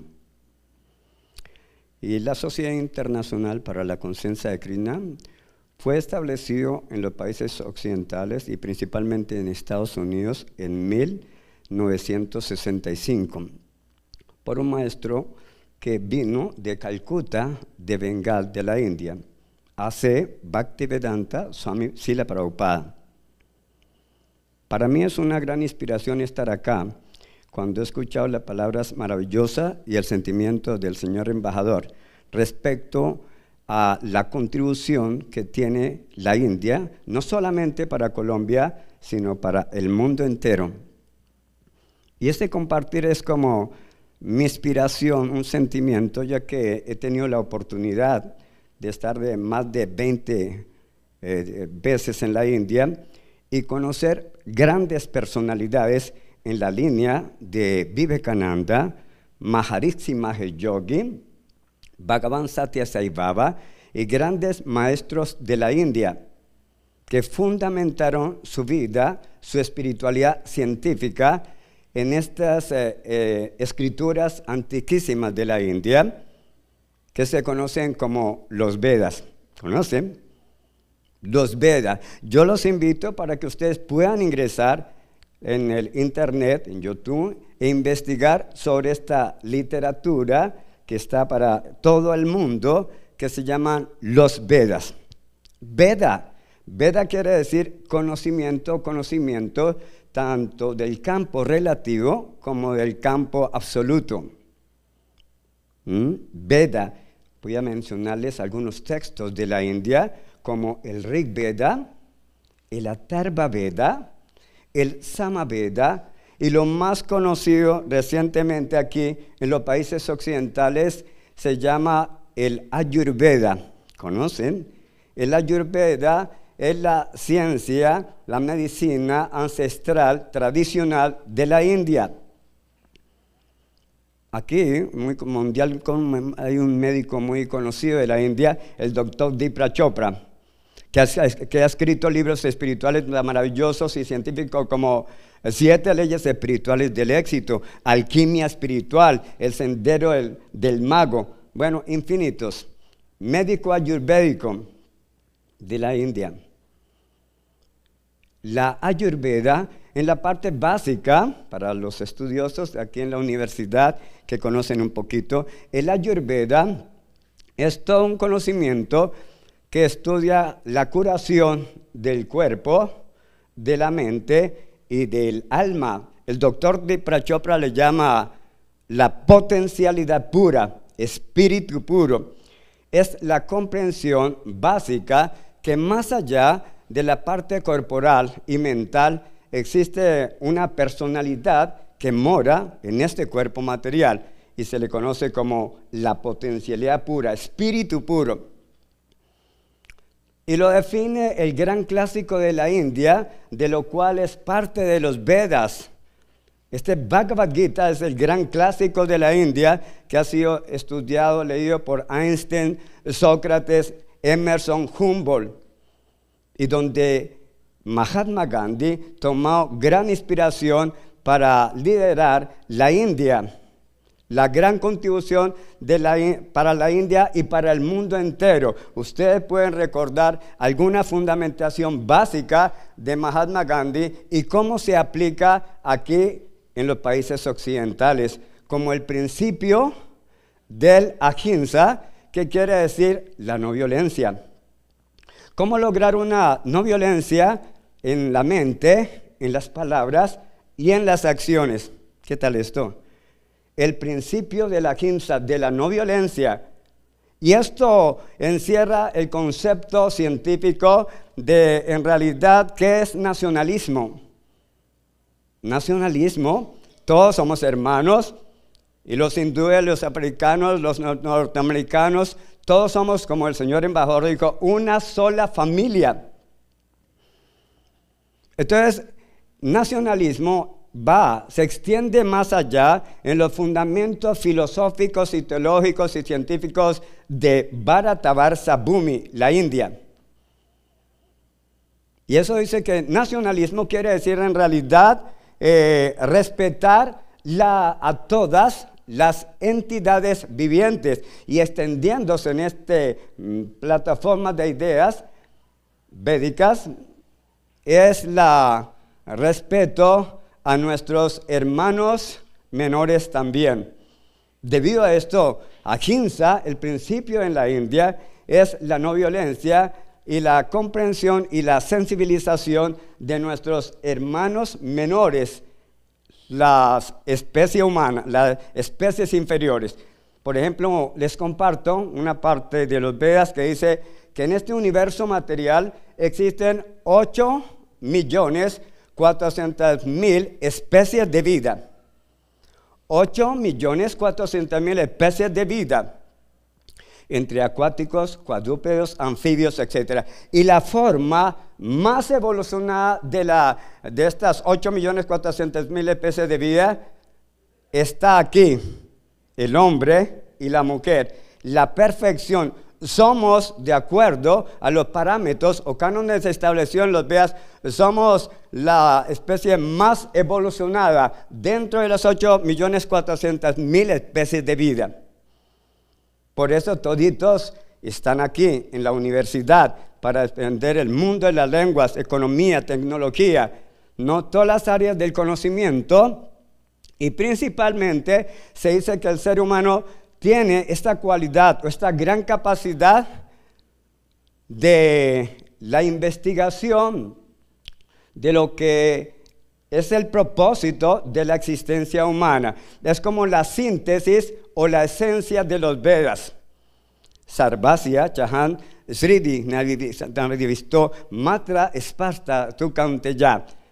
Se dice que en los Vedas se dice que hay una esencia que hay que buscar para los seres humanos, y es, Pitágoras, Platón, diferentes filósofos han dicho, tienes que venir a este mundo y conócete a ti mismo y conocerás el mundo. Conócete a ti mismo y conocerás todo. Y very happy. ¿Verdad? ¿Ok?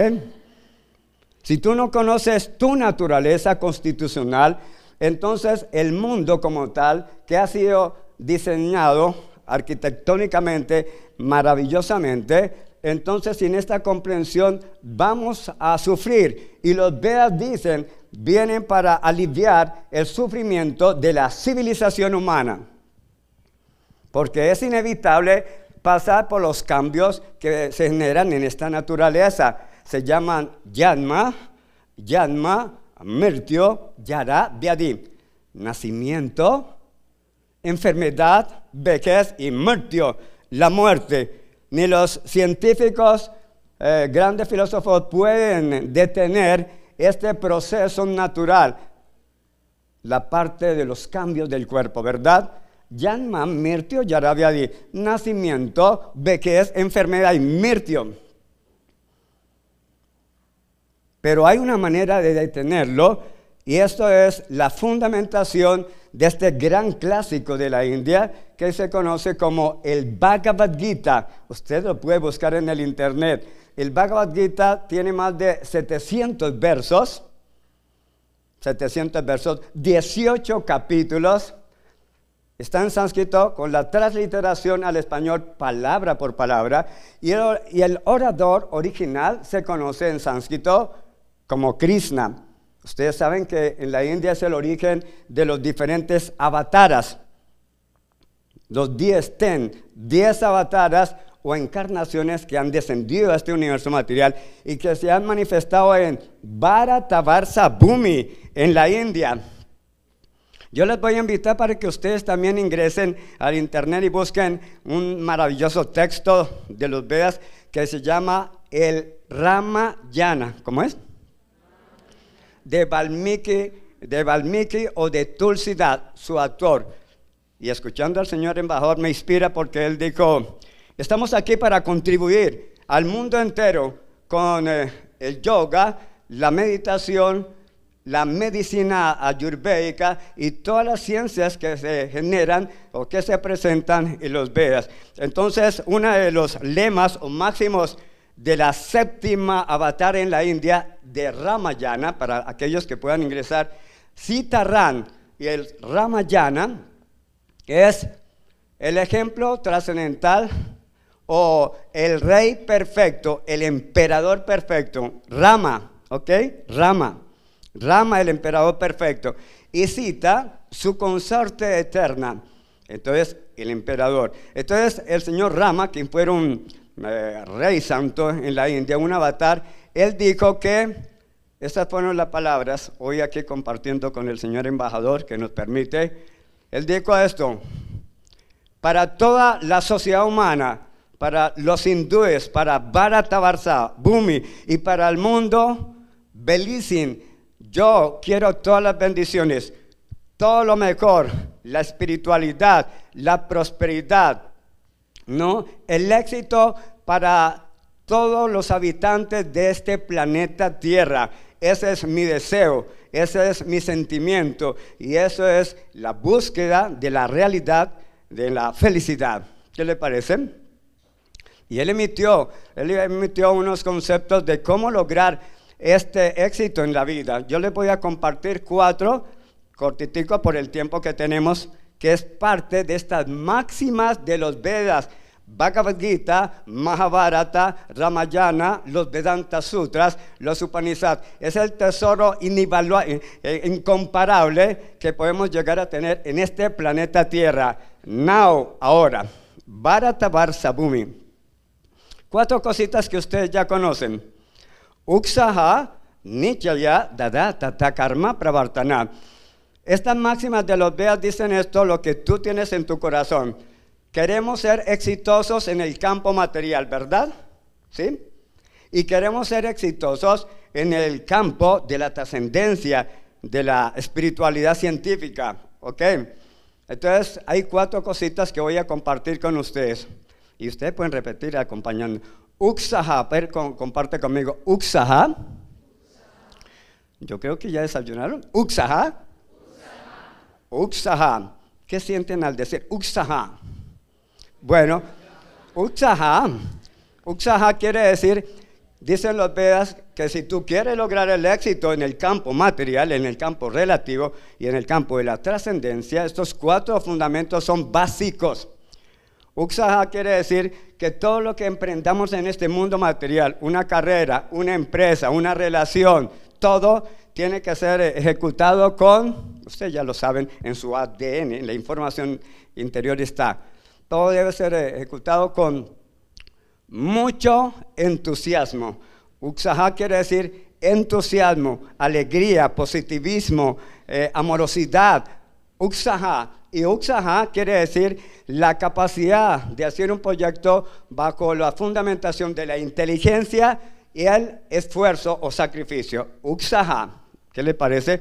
Imagínense si yo les digo, vivo en la India, y viajo a la India en 20 días. Y si yo le digo, no es que la India no es maravillosa, no, si yo le digo, India es el país más maravilloso, místico y espiritual. Y si yo les contaría 4 historias, wow, te desmayas al impacto. Ok, al impacto. Ok, para emprender cualquier cosa. Uksaha, mucha alegría, positivismo, pensamientos, Hander, 100% positivos, ¿ok? Uksaha. La segunda es que para materializar cualquier proyecto necesitamos una determinación, ¿ok? Segunda, determinación, que tú no tienes que dar un paso hacia atrás ni para coger impulso. Entonces, en los Vedas hay todo un cuerpo de conocimiento trascendental que al aplicarlo va a nutrir o solidificar esta gran cualidad que es necesaria de la determinación, ¿ok? ¿Cómo lograr esta infalible determinación? ¿Estamos? Uksaha nichayadada tata karma pravartana. Versos máximos de los Vedas. Determinación. La segunda, la tercera, es que nos recomienda tener una confianza 100% en sí mismo y en el absoluto. ¿Tienes una credibilidad, una fe en el absoluto? En la India se llama Krishna, Rama, Narasimha, pero es el mismo ser supremo que se manifiesta en una diversidad infinita de formas. La misma esencia trascendental manifestada en las diferentes partes de este mundo. Una gran confianza en ti y en el absoluto. ¿Ok? ¿Estamos? Y la última se llama la última se llama una gran paciencia. Así como ustedes tienen esta paciencia y tranquilidad de estar acá, porque tienen su corazón en valorar y evaluar y llevar a la práctica el beneficio para el mundo entero en términos de esta cultura milenaria de los Vedas. Bharatavarsa Bhumi, la India. Tiene en todas las áreas del conocimiento está. Entonces se llama una gran paciencia, ¿ok? Me encontraba hace 3 años en la capital de la India, en Nueva Delhi, en el terminal de trenes, y estaba con un amigo que fuimos y compramos nuestros tiquetes para salir a Bangalore, sur de la India, para el día siguiente a las 10:30 de la mañana. Cuando llegamos a las 10 de la mañana para ubicarnos en la área que nos correspondía, no, estábamos ahí lento, no llegaba. Salíamos a las 10:30, eran las 3 de la tarde y nosotros así, como buenos colombianos, con una ansiedad, estresados, preocupados. 3 de la tarde, entonces nos acercamos a la casilla y le preguntamos al señor que atiende, please, ¿qué aconteció con nuestro tren? Y él dijo, un problema mecánico del tren y está un poquitito demorado, poquitito. Bueno, entonces le preguntamos, please, por favor, ¿cuánto tiempo más se demora nuestro tren en llegar? Y él dice solamente así, solamente 20 horas, 20 horas, 20 horas, ¿yo qué hacemos? Entonces cuando es 20 horas, nosotros estamos así desesperados. Pero no solo eso, cuando me di cuenta en el terminal de trenes de la capital de la India, Nueva Delhi, muchos de los hindúes, hermanos de nuestra existencia, ellos muy plácidamente, tranquilamente, ¿no? Cogieron sus estas plantillas esterillas y se fueron a descansar en el terminal de trenes felizmente, very happy. Lo que yo les quiero compartir es que en India ellos no viven del 90% del vox populis de los demás. Ellos tienen una comprensión sintética, científica de su naturaleza constitucional definida. Así que ellos son pensadores prácticos. No, hay una ciencia en el yoga que se llama Nidra Yoga o meditación a través del sueño. Y yo cuando los vi maravillosamente, todos ellos hindúes, yéndose a dormir, yo le coloqué esta técnica Ronca Nidra. Ronca Nidra. Plácidamente, Uksaha nichaya dadata karma tata karma paravartana.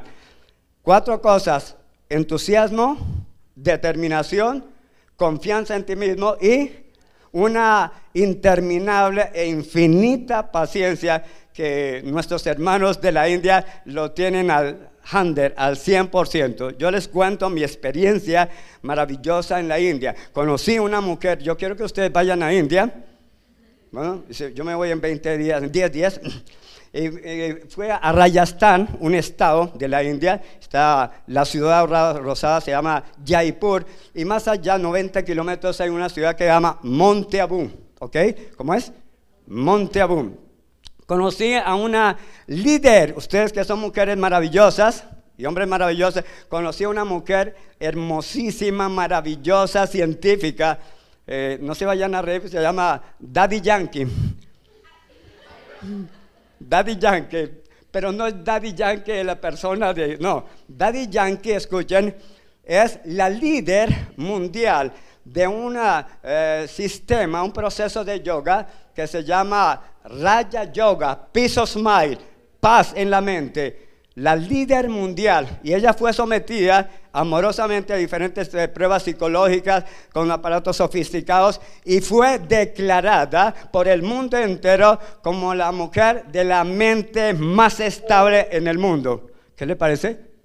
Más estable. Yo te puedo colocar 3 palabras y tú estarías en inestabilidad. Casi el día, el mes y el año. Oh my God, ¿qué pasó? Mi Dios, ¿qué pasó? Solamente una palabra.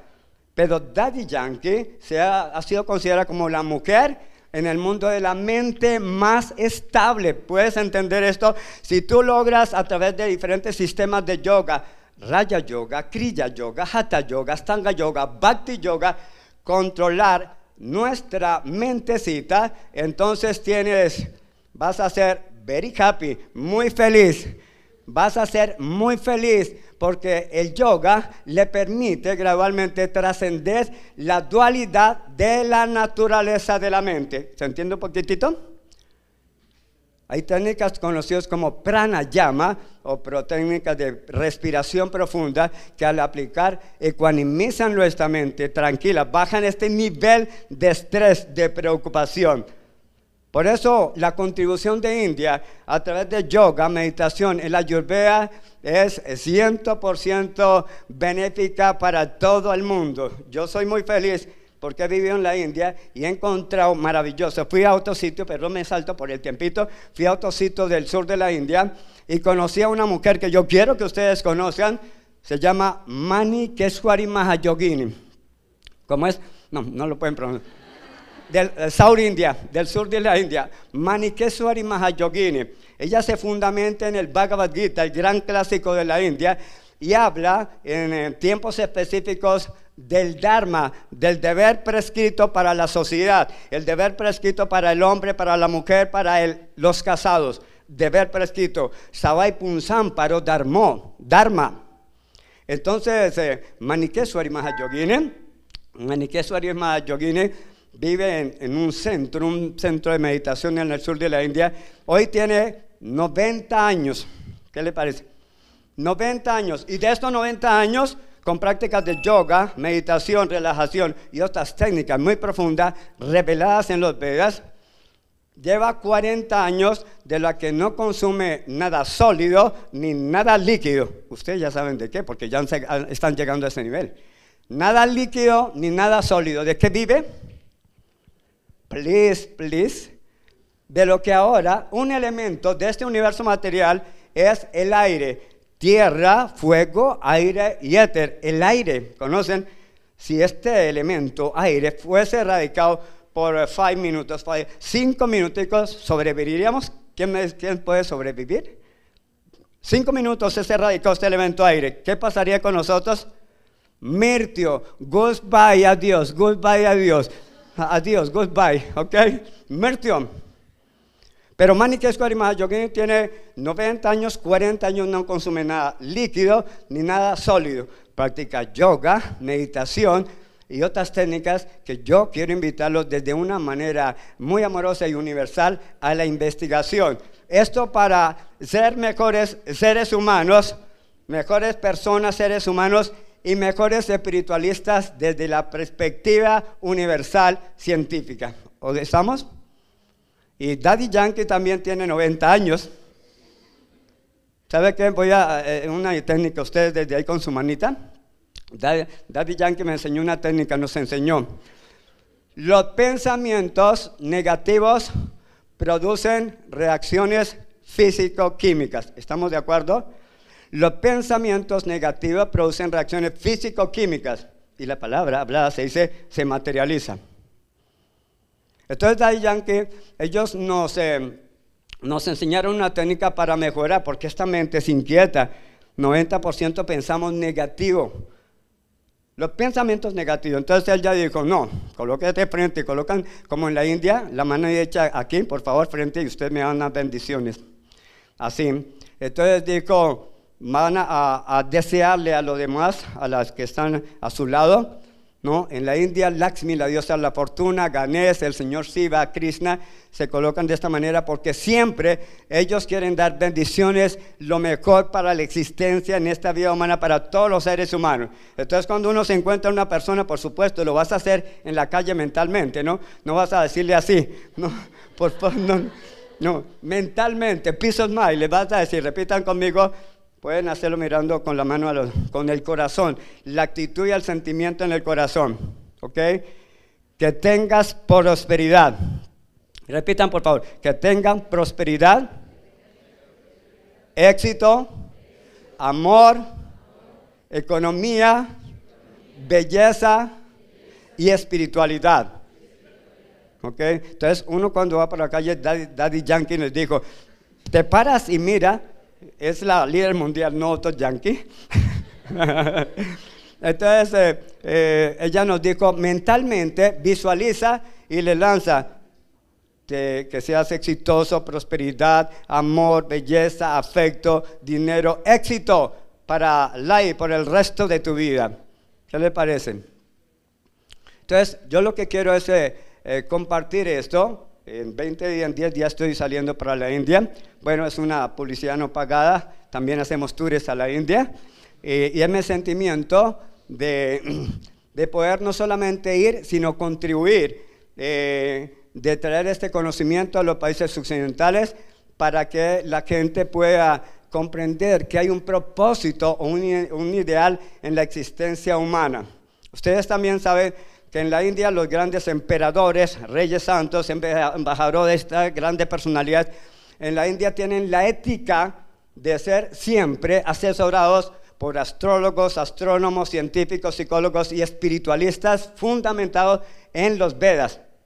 Entonces un emperador, Janaka Maharaj, un gran rey, preguntó, ¿cómo yo puedo lograr la felicidad? ¿Te interesa? ¿Cómo yo puedo lograr la felicidad? Y él tenía 13 consejeros. Uno de ellos le dijo, ¿cómo? Nunca o siempre no abandones esta maravillosa cualidad. Siempre sé eternamente e internamente agradecido. Así que habrá un punto de referencia para lograr la felicidad y es de ser eternamente agradecido. Los Vedas nos recomiendan ser agradecidos con el papá, la mamá, con el planeta, con el sol, con aquellos que contribuyen a nuestro beneficio físico, mental, intelectual y espiritual. El agradecimiento, ¿estamos? Sea agradecido. Les voy a compartir una máxima que es un poquito sarcástica, fuerte de los Vedas. Dicen los Vedas dicen que si una persona en esta vida no es agradecido, cuando se muera, ni siquiera los buitres se van a comer ese cadáver. ¿Qué tal? Un poquito fuerte, ¿no? Ni siquiera. Entonces, el agradecimiento es y eso es natural para los hindúes, para las personas de la India. Su generosidad, su amorosidad, su caridad, altruismo, filantropía, caridad, es natural porque ellos tienen algo que se llama sanskaras o otras impresiones que vienen de un recorrido específico, de lo cual no podemos comentar en estos momentos. Entonces le dijo que agradecimiento. La segunda es que comprendemos que nuestra estadía en este mundo es transitoria, es temporal. ¿Estamos de acuerdo? no puedes pagar para prolongar la duración de la vida. Yanma, Mirtio, Yara, nacimiento, vejez, enfermedad y muerte van a venir. Así que nos anima a ingresar a nuestra naturaleza. Y todos conocemos en el taoísmo, en el budismo y en el hinduismo, se dice que el sufrimiento viene de el apego. El apego es el punto de referencia del sufrimiento y de la aflicción. Conocí a una señora en Alemania, millonaria, y tenía 3 perritos, 3 perritos. Y un perrito de estos se enfermó, llamó a una veterinaria, etc. Y el perrito colapsó, se murió. ¿Sabe qué aconteció científicamente? A la semana, esta señora de Alemania, millonaria, colapsó, se murió. ¿Qué la mató? El apego. El apego es el punto de referencia del sufrimiento y de la aflicción. Entonces, en los días se nos recomienda mantener un equilibrio y una comprensión en nuestra naturaleza interior, ir a nuestro interior. Entonces, y la tercera es conocer el propósito de la vida. Dicen los Vedas, ¿sabe para qué estamos acá? Ustedes estudiantes, profesores, todos maravillosos, ¿saben cuál es el propósito? Uno de los propósitos de la existencia humana.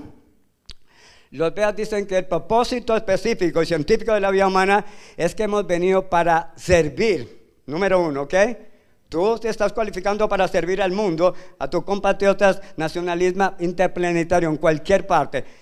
Para servir, y el otro es para hacer felices a los demás. Very happy. Esto será el 100% de tu felicidad, de mi felicidad. ¿Qué le parece? ¿Ok?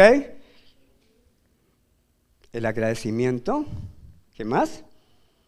Nuestra comprensión de nuestra naturaleza de inmortalidad, de eternidad. Y estamos aquí para servir a la patria, para servir a Colombia, para ayudar a aquellos que sufren en este mundo material. Es la conciencia de la globalidad. ¿No es cierto? El planeta Tierra, definido en los Vedas, se llama en sánscrito Prithvi o Bhumi. Bhumi es una personalidad que siente, piensa y desea. Entonces tenemos que cuidar el planeta, cuidar los ríos, las montañas, la naturaleza y nuestra felicidad en realidad está en servir desinteresada a la mente, a los seres humanos. Amor quiere decir desde el punto de vista de los Vedas, ser capaz, sacrificarse por los demás sin esperar nada a cambio. ¿Compartiendo? Amor quiere decir la capacidad que tú tienes para sacrificarte por los demás sin esperar nada a cambio. Así que con esta servicialidad, por favor, no seas tacaño. Sirve a los demás. Muchísimas gracias a todos ustedes, de verdad, muy contento de estar aquí con el señor embajador, con todos los representantes. Yo tengo este sentimiento, soy enamorado de la India, por eso no les conté otra historia porque no terminaríamos hoy, pero son maravillosas, hermosas y científicas. Yo lo de invitación es, investiguen científicamente toda esta cultura milenaria y aprovechando aquí la presencia del señor embajador y todo el grupo diplomático también, para que ustedes puedan adquirir estas becas y todo lo demás a través de la página de la embajada. Muchísimas gracias, very happy, gracias, Hare Krishna. ¿Todo bien? Gracias. Thank you, Mr. Bamana, for your intervention. And this afternoon, we'll invite you to see the movie Mahatma Gandhi, and we'll have a yoga session with a talk by Mr. Ashok Sharma and the Ambassador Ravi Bangar, Honorable Ravi Bangar. So we'll expect to have your presence this afternoon, and now I'll invite you to take a picture together.